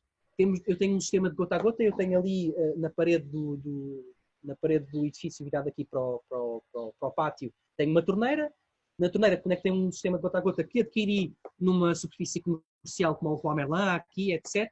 E para além disso também instalei um chamado, um pequeno relógio que automatiza a rega. Esses relógios também são muito simples, eles definem portanto, a frequência o número de vezes que o sistema abre durante o dia, portanto, quer regar 2 vezes por dia, e o outro relógio controla o tempo que está aberto, ou seja, eu quero que regue 2 vezes por dia e cada vez que rega esteja ligado durante 20 minutos. E então eu tenho um sistema automático e um sistema gota a gota, portanto eu na minha horta em casa nem tenho que me preocupar que ela está a ser regada automaticamente. Portanto, vamos agora às perguntas também em relação ainda à rega, se houver mais alguma, e depois partimos para a parte prática. Muito bem. Em relação à rega, aqui as perguntas que estamos aqui a ter, era a questão da cobertura do solo, não é? Portanto, das pessoas fazerem algumas perguntas em relação à cobertura do solo. Fazem aqui a pergunta de sempre, que tu referiste bem, de não se deve usar, portanto, borrifar as folhas, porque isso é promotor de doenças, as plantas não vão absorver a água pelas folhas, mas sim pelas raízes. Mas perguntam aqui, está bem, e a chuva também não molha as folhas? Claro, precisamente, aliás, no caso do verão, em agricultura biológica, no caso do verão, quando chove, ou melhor, antes de chover, nós temos técnicas como a aplicação do enxofre, para o caso do ovídio, que é um fungo, uma doença, ou do sulfato de cobre, para o caso do míldio, que é outra doença, outro fungo. Nós temos que aplicar, portanto, neste caso, um químico que ajuda a prevenir o aparecimento de fungo quando vierem as chuvas. Ou seja, no verão, quando chove, estas doenças surgem. Claro que nós, se não molharmos as folhas das plantas, reduzimos o aparecimento. Mas no verão vai chover e estes fungos vão aparecer. E nós temos técnicas de prevenção do aparecimento destes fungos, precisamente porque no verão também chove. Portanto, a nossa amiga Ana Martins, desculpa Miguel, desculpa lá. Não, está respondido, sim. A nossa amiga Ana Martins, nossa conhecida, como sabes, e nossa horticultora, que nos pergunta, certo, então mas as folhas não absorvem água, então mas os adubos foliares não são absorvidos pelas folhas? Adubos foliares são bioestimulantes. Adubos foliares. Foliares. Adubos foliares têm outro tipo de propriedades, nomeadamente serem bioestimulantes. Sim, não é propriamente adicionar e hidratar a planta, não é isso? Não. Não tem a ver com hidratação, tem a ver com outro tipo de processos, nomeadamente bioestimulação. Por exemplo, André, tu ajuda-me se eu estiver a dizer algo errado. Por exemplo, há bioestimulantes que têm muitas bactérias e essas bactérias, ao estarem presentes nas folhas, junto aos estomas, elas libertam dióxido de carbono, que é rapidamente, nas trocas gasosas que existem nas folhas, é absorvido pela planta. Portanto, é quase como injetam dióxido de carbono, que depois ajuda a produzir energia calórica, portanto, ajuda a planta a crescer. Ou seja, muitos desses adubos foliares líquidos não contribuem para a questão da hidratação, do fornecimento de água às plantas, contribuem sim para um outro conjunto de processos, nomeadamente de bioestimulantes, que tem a ver com a injeção de nutrientes de forma muito nutrientes e substâncias bioestimulantes, sejam aminoácidos e outras coisas, precisamente, que não propriamente a hidratação da planta. Aliás, daquilo que se obtém da minhoca, portanto, o churume, que é a parte sólida, o humus, que é a parte sólida, e o churume, que é a parte líquida da vermicompostagem das minhocas. Já no próximo sábado o Pedro Gil irá falar sobre esse tema. A parte líquida, que é o churume, pode ser aplicada de várias formas, quer ao solo, quer também às folhas, com propriedades nutritivas e bioestimulantes, sim. Há aqui uma pergunta também sobre a rega, nós temos que avançar, mas aqui sim, sobre Cláudia Loureiro pergunta-nos sobre se é seguro utilizar água reciclada para a rega. Eu não sei que água reciclada está a falar, é uma pergunta um bocado difícil de responder. Vamos lá ver. O que se calhar está a dizer é a água da chuva. Eu guardo a água da chuva e depois vou reutilizá-la. Portanto, porque, por exemplo, aqui a minha vizinha que fica tem aqui o jardinzinho dela, ela faz exatamente isso. O que é que acontece? Poderão fazê-lo, poderão até guardar alguma água da chuva e ser reutilizada na nossa rega para poupar a água de abastecimento. Muito cuidado só com o seguinte: quando essa água está parada durante muito tempo, começa a haver uma certa vida microbiana dentro dessa água que nós chamamos muitas vezes a água está com verdete. Exatamente. Este verdete, que já são plantas na escala microcelular, microplâncton, acho que é assim que se chama. Sim. Em excesso, a água começa a não ser própria, começa a tornar-se imprópria para a utilização. Portanto, vocês guardam, e não guardem água durante muito tempo. Eu agora, sinceramente, não sei o tempo que se pode guardar ou não, mas não guardem durante muito tempo. Então, se ela começar a ficar meio esverdeada, evitem a utilização destas águas. Claro que a água da chuva também,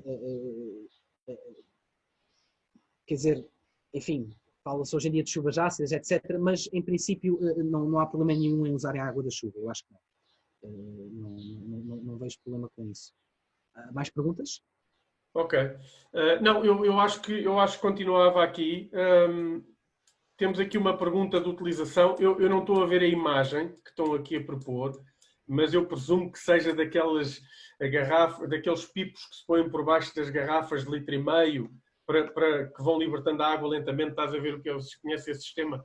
Tem garrafa por cima de uma garrafa, por cima de uma garrafa, é isso? Não, é uma garrafa, imagina uma garrafa de 1,5 litro. E há umas como é que eu explico? Imagina uns cones porosos que se atarracham à garrafa e isso esse cone é enterrado dentro da água, a garrafa fica virada ao contrário, portanto com a água toda para cima, cheia, não é? E ela vai libertando lentamente a água para... Isso estamos a falar Isso é quase como um sistema de rega gota a gota. Portanto, sim, é assim, vocês se procurarem na internet, há 1001 soluções, umas mais interessantes que outras, portanto, de recipientes, de forma de regar. Essa forma de regar, eu aí tenho é controlar a água que está a ser libertada, ou seja, a água que volta a inserir no sistema que libera, ou seja, ter cuidado com a água em excesso e garantir pelo menos que... Porque também não convém, já agora, não convém nenhuma ter um recipiente que está sempre a receber água e que está sempre a libertar água. Porquê? Porque os nutrientes podem também ser lixiviados.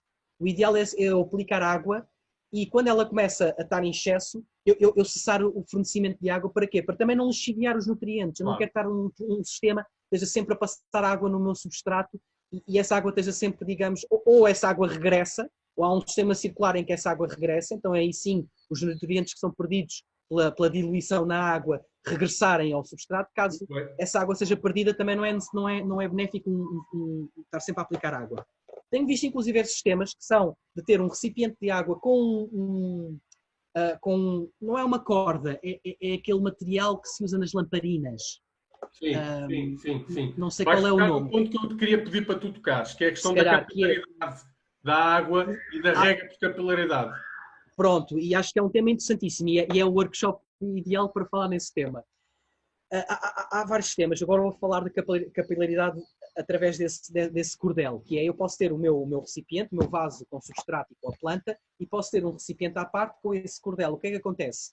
Quando eu tenho aqui um recipiente com água e tenho aqui o substrato, quando existe mais, portanto, quando o meu substrato seca, ele por capilaridade vai puxar, através desse cordel, que é que transporta muito bem a água, vai puxar a água do recipiente com água para dentro do recipiente com substrato. A mesma coisa com os modelos de canteiros com sistema de rega por subirrigação. Se eu tiver uma caixa de água com um ponto de leca e tiver o substrato em cima, quando o substrato perde água, desidrata, por diferenças de umidade, a água é puxada pela leca, portanto temos um depósito de água em baixo e a leca tem a capacidade de puxar a água de baixo para cima porque o nível de umidade no substrato diminuiu. Portanto, o substrato de repente teve uma diminuição de umidade e por diferentes níveis de umidade a água tem sempre tendência a ir de onde há em excesso para onde há menos. Portanto, se eu tiver uma caixa de ar com água e cheia com leca, leca, material esse que tem capacidade de absorver água, caso contrário isso não vai acontecer. Então, ao haver pouca água no substrato, a água sobe por capilaridade. Portanto, nós podemos ter esses sistemas que fornecem apenas a água necessária por capilaridade, quer por cima, quer por baixo, e torna-se um sistema mais interessante, mais inteligente de rega, sem dúvida. O que é que eu te queria perguntar? Em relação a essas, o mesmo efeito pode ser feito com os vasos, sem ser esse sistema mais tecnológico, digamos assim, e até mais caro. O mesmo efeito com os vasos, nós conseguimos isso com a proposta da leca por baixo. Portanto, e o prato. O pires tenha água, desde que o pires tenha água abaixo da altura da leca, não é? Tenha sempre Exatamente. água, mas nunca acima da altura da leca. A leca estará sempre molhada e promove que, por capilaridade, exista uma hidratação do substrato. Precisamente, e ainda bem que referimos isso. Portanto, vamos supor que eu tenho aqui o meu vaso de 25 cm de altura. Este prato não... Vamos supor que eu tenho aqui um prato um bocadinho mais alto, com cerca de 5 cm. Se eu garantir que tenho uma camada de leca, portanto, a camada de leca ocupa esta profundidade, se eu tiver um prato com a mesma altura e eu garantir que tenho água dentro do prato, significa que eu tenho uma camada de água no prato que tem 5 cm. A leca, por sua vez, também tem 5 cm de altura dentro do vaso, ou até mais. É preferível que a leca seja mais alta do que a altura do prato. E depois, essa leca, portanto, estando o prato cheio com água, a água vai ser chupada pela leca para o substrato. E o que nós temos que estar atentos é garantir que alimentamos sempre água no prato. Essa água que está no prato, as raízes não estão a esse nível, portanto não vai haver o problema de encharcamento, e beneficiamos com, então, fazendo não uma rega por cima, mas uma rega por baixo, com um sistema de rega por subirrigação, em que a água sobe através da leca pelo efeito de capilaridade. Isso digamos, o André disse muito bem, em vez de comprar um canteiro tecnológico que já vem esse sistema pré-instalado, nós podemos nós próprios produzir esse mesmo sistema. Portanto, fazer uma caixa de ar cheia com leca e alimentar água ao prato. Muito bem, excelente, excelente. Miguel, queres passar à frente então e dar um exemplo prático da montagem então do teu vaso? Oh, sim, senhor. Eu vou-me aqui afastar um bocado para ver se temos um bocadinho mais de ângulo de mesa. Acho que sim. Temos aqui mais ângulo de mesa. Acho que beneficiamos disso. E tenho aqui vários materiais. Tenho então aqui substrato, leca. Eventualmente também tenho aqui outros materiais de mistura que se houver tempo eu falo neles. Temos então aqui também o fertilizante e a cobertura. E tenho ainda aqui um outro material que é a perlite. A perlite e também temos aqui vermiculite. A perlite e a vermiculite, tal como a leca, são minerais, perlite e vermiculite, são minerais que vão ao forno e são minerais expandidos. Têm igualmente a capacidade de absorver e libertar a água, ou seja, a capacidade do efeito de esponja. Portanto, se nós tivermos um substrato, que é o caso deste, é um substrato bastante fibroso, nós sabemos que este substrato vai ter a capacidade de absorver e reter a água e os nutrientes. Agora, eu não tendo areia nem argila, posso, por exemplo, complementar neste caso com perlite. Portanto, eu no encher o meu vaso, posso depois misturar os dois, em que a perlite faz a componente mineral de retenção de água e nutrientes. De qualquer forma, temos então aqui o vaso. O vaso, como podem ver, tem 4 furos. Estes 4 furos, podia ainda fazer mais um furo no meio, ou mais 4 furos aqui no meio. Talvez estes 4 furos poderão não ser suficientes. Portanto, não fazia mal nenhum aumentar o número de furos neste vaso. Tenho também aqui então o prato. Se vai ficar este vaso no interior da minha habitação, ou então se o vaso ficar aqui no terraço, poderá não precisar do prato. Então o que fazemos é encher com uma camada de leca. É fácil. Portanto, temos então a nossa camada de leca, como vem. Depois da camada de leca, ou mesmo antes, eu podia ter recortado então um pedaço desta tela anti-ervas e ter colocado para fazer o efeito de filtro, principalmente se o vaso ficasse, por exemplo, na minha varanda sem prato e eu não queria ter ali uma água suja a escorrer, quando rega mais, claro, ou quando chove. Portanto, poderia então pôr a tela anti-ervas a fazer apenas uma camada para fazer de filtro. Depois da leca, é que podemos então pôr o substrato. Eu tenho aqui um substrato. Vou-vos então aqui mostrar o substrato que eu tenho de compra. Eu sei que a minha cabeça está cortada, mas é só para vos mostrar. Portanto, eu comprei, isto pode ser comprado, infelizmente até nos lojas chineses compram este tipo de substratos. Este em particular é da marca Ciro, portanto eu confio, tenho alguma confiança nesta marca. E é um substrato vegetal universal. E diz aqui, por exemplo, aqui em cima diz 100% ecológico. Este 100% ecológico não diz muito, mas não quer dizer nada. Exatamente.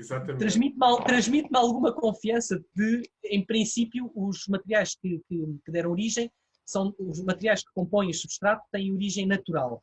Mas isto não quer dizer nada. O ideal é mesmo eu ler o rótulo e garantir que todos esses materiais são de origem natural. Se ser aprovado em agricultura biológica e tiver o selo oficial da agricultura biológica, aí sim eu tenho garantias e não tenho que estar preocupado em ler rótulos. Portanto, vou então despejar parte do substrato. Tenho aqui uma pá, eu podia fazê-lo aqui com uma pá. Eu só a parte do substrato é que me vou pôr em pé, o resto já me posso sentar. Mas vou aqui, portanto, despejar o substrato. Ok? Não vou encher tudo, porque eu vou fazer uma plantação, não vou fazer uma sementeira. Se fosse uma sementeira, podia logo enchê-lo todo. Vou, em vez disso, fazer uma plantação. Portanto, já enchi o meu vaso, não enchi todo como vem.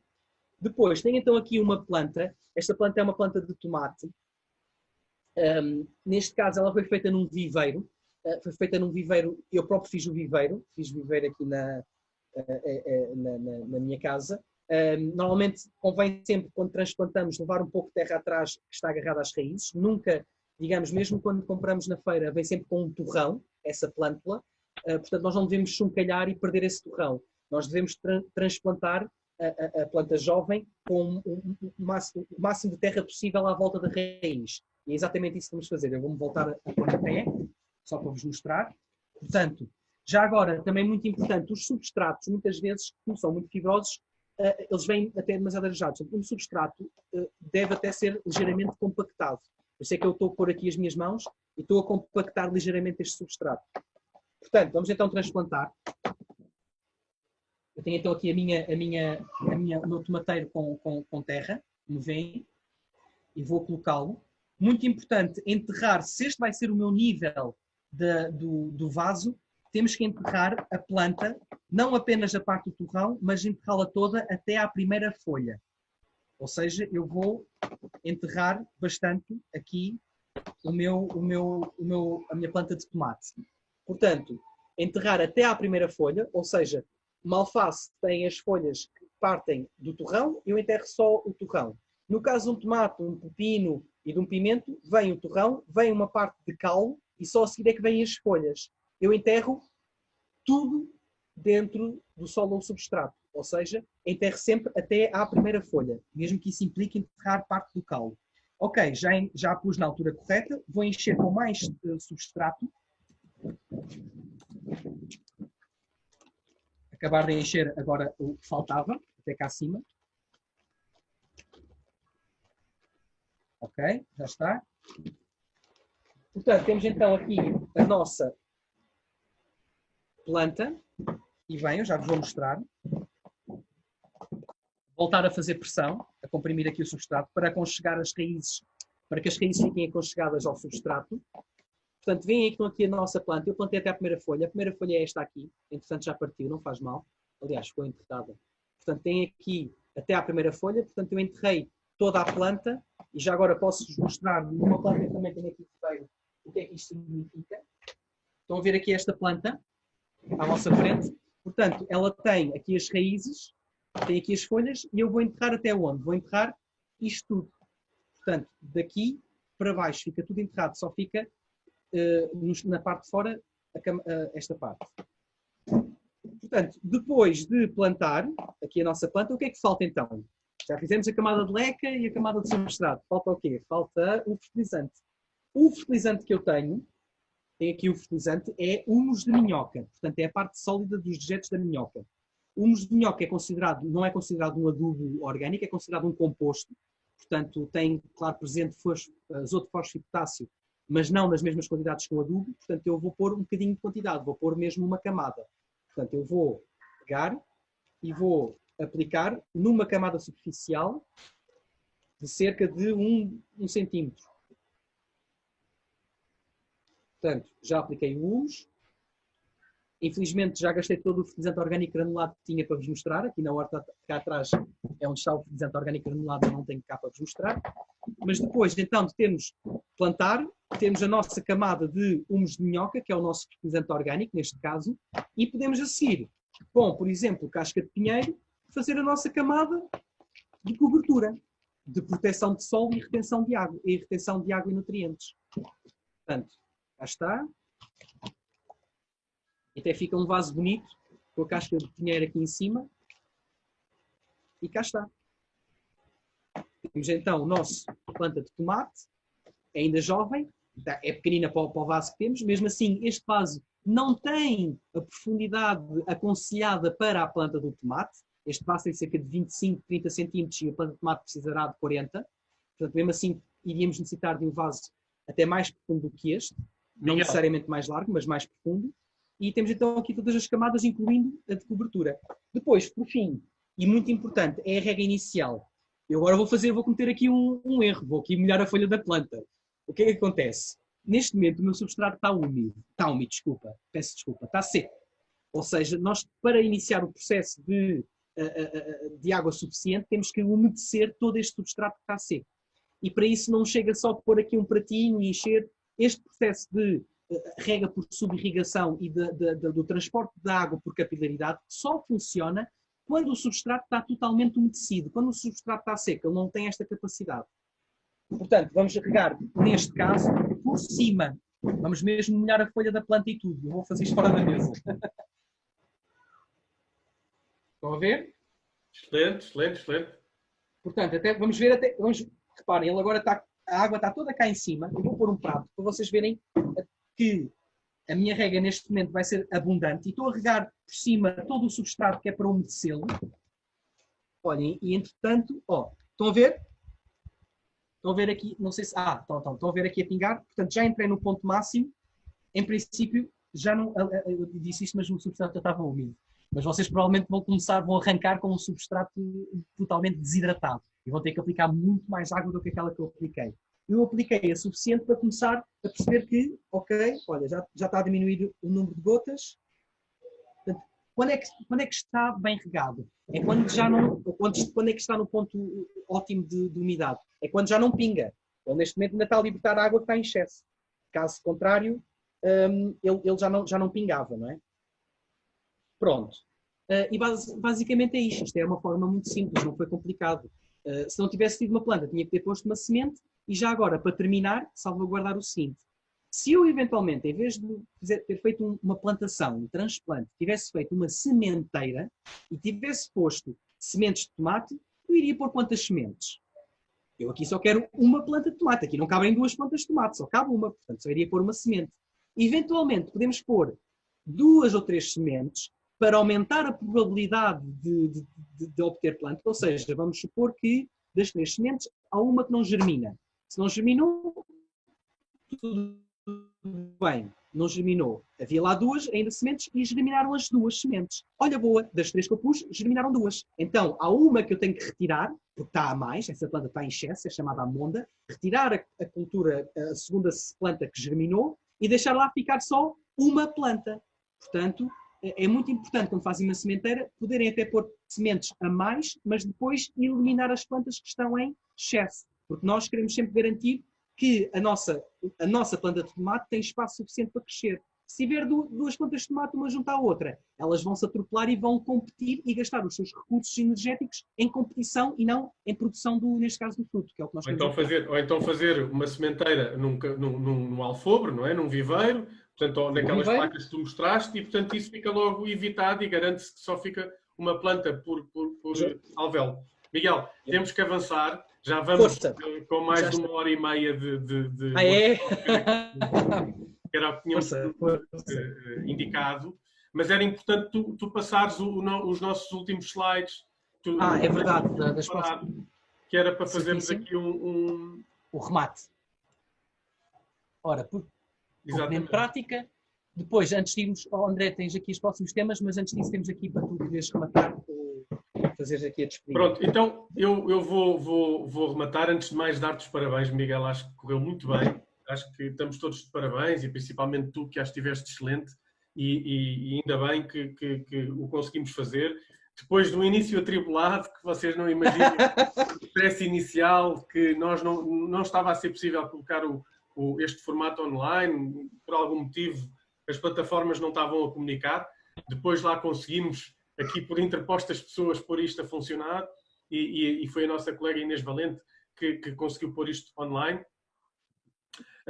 Pronto, acho que ficamos muito agradados com a adesão que tivemos. Agradecer a todos os que nos estiveram a ouvir e que tiveram o interesse e a disponibilidade para nos ouvir. Muito obrigado, ficamos muito orgulhosos.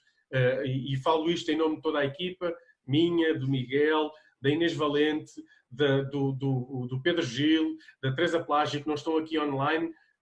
Aliás, estão online, mas não estão aqui connosco a dar a cara, mas estiveram aqui por trás a ajudar em tudo o que foi possível e lá, isto parece um bocadinho de televisão. Há muitas coisas a passarem-se atrás que vocês não estão a perceber, mas agradecer-vos a todos e agradecer também à equipa, que acho que estamos todos de parabéns. Depois de dizer que juntem-se a nós, juntem-se à nossa comunidade, tem aqui o link onde vocês podem fazer a inscrição na nossa comunidade. Ao fazerem a inscrição na nossa comunidade podem aceder aos nossos conteúdos ou a informação sobre os nossos conteúdos com regularidade. Nós, com regularidade, fazemos formações, workshops, seja de hortas, compostagem, vermicompostagem, sementeiras, concessiações. Portanto, isto é uma regularidade. O que nós vamos propor aqui, fazer nesta versão Covid, fazemos com a regularidade da nossa horta de formação e para a nossa comunidade. Portanto, inscrevam-se, podem ter acesso a isto tudo.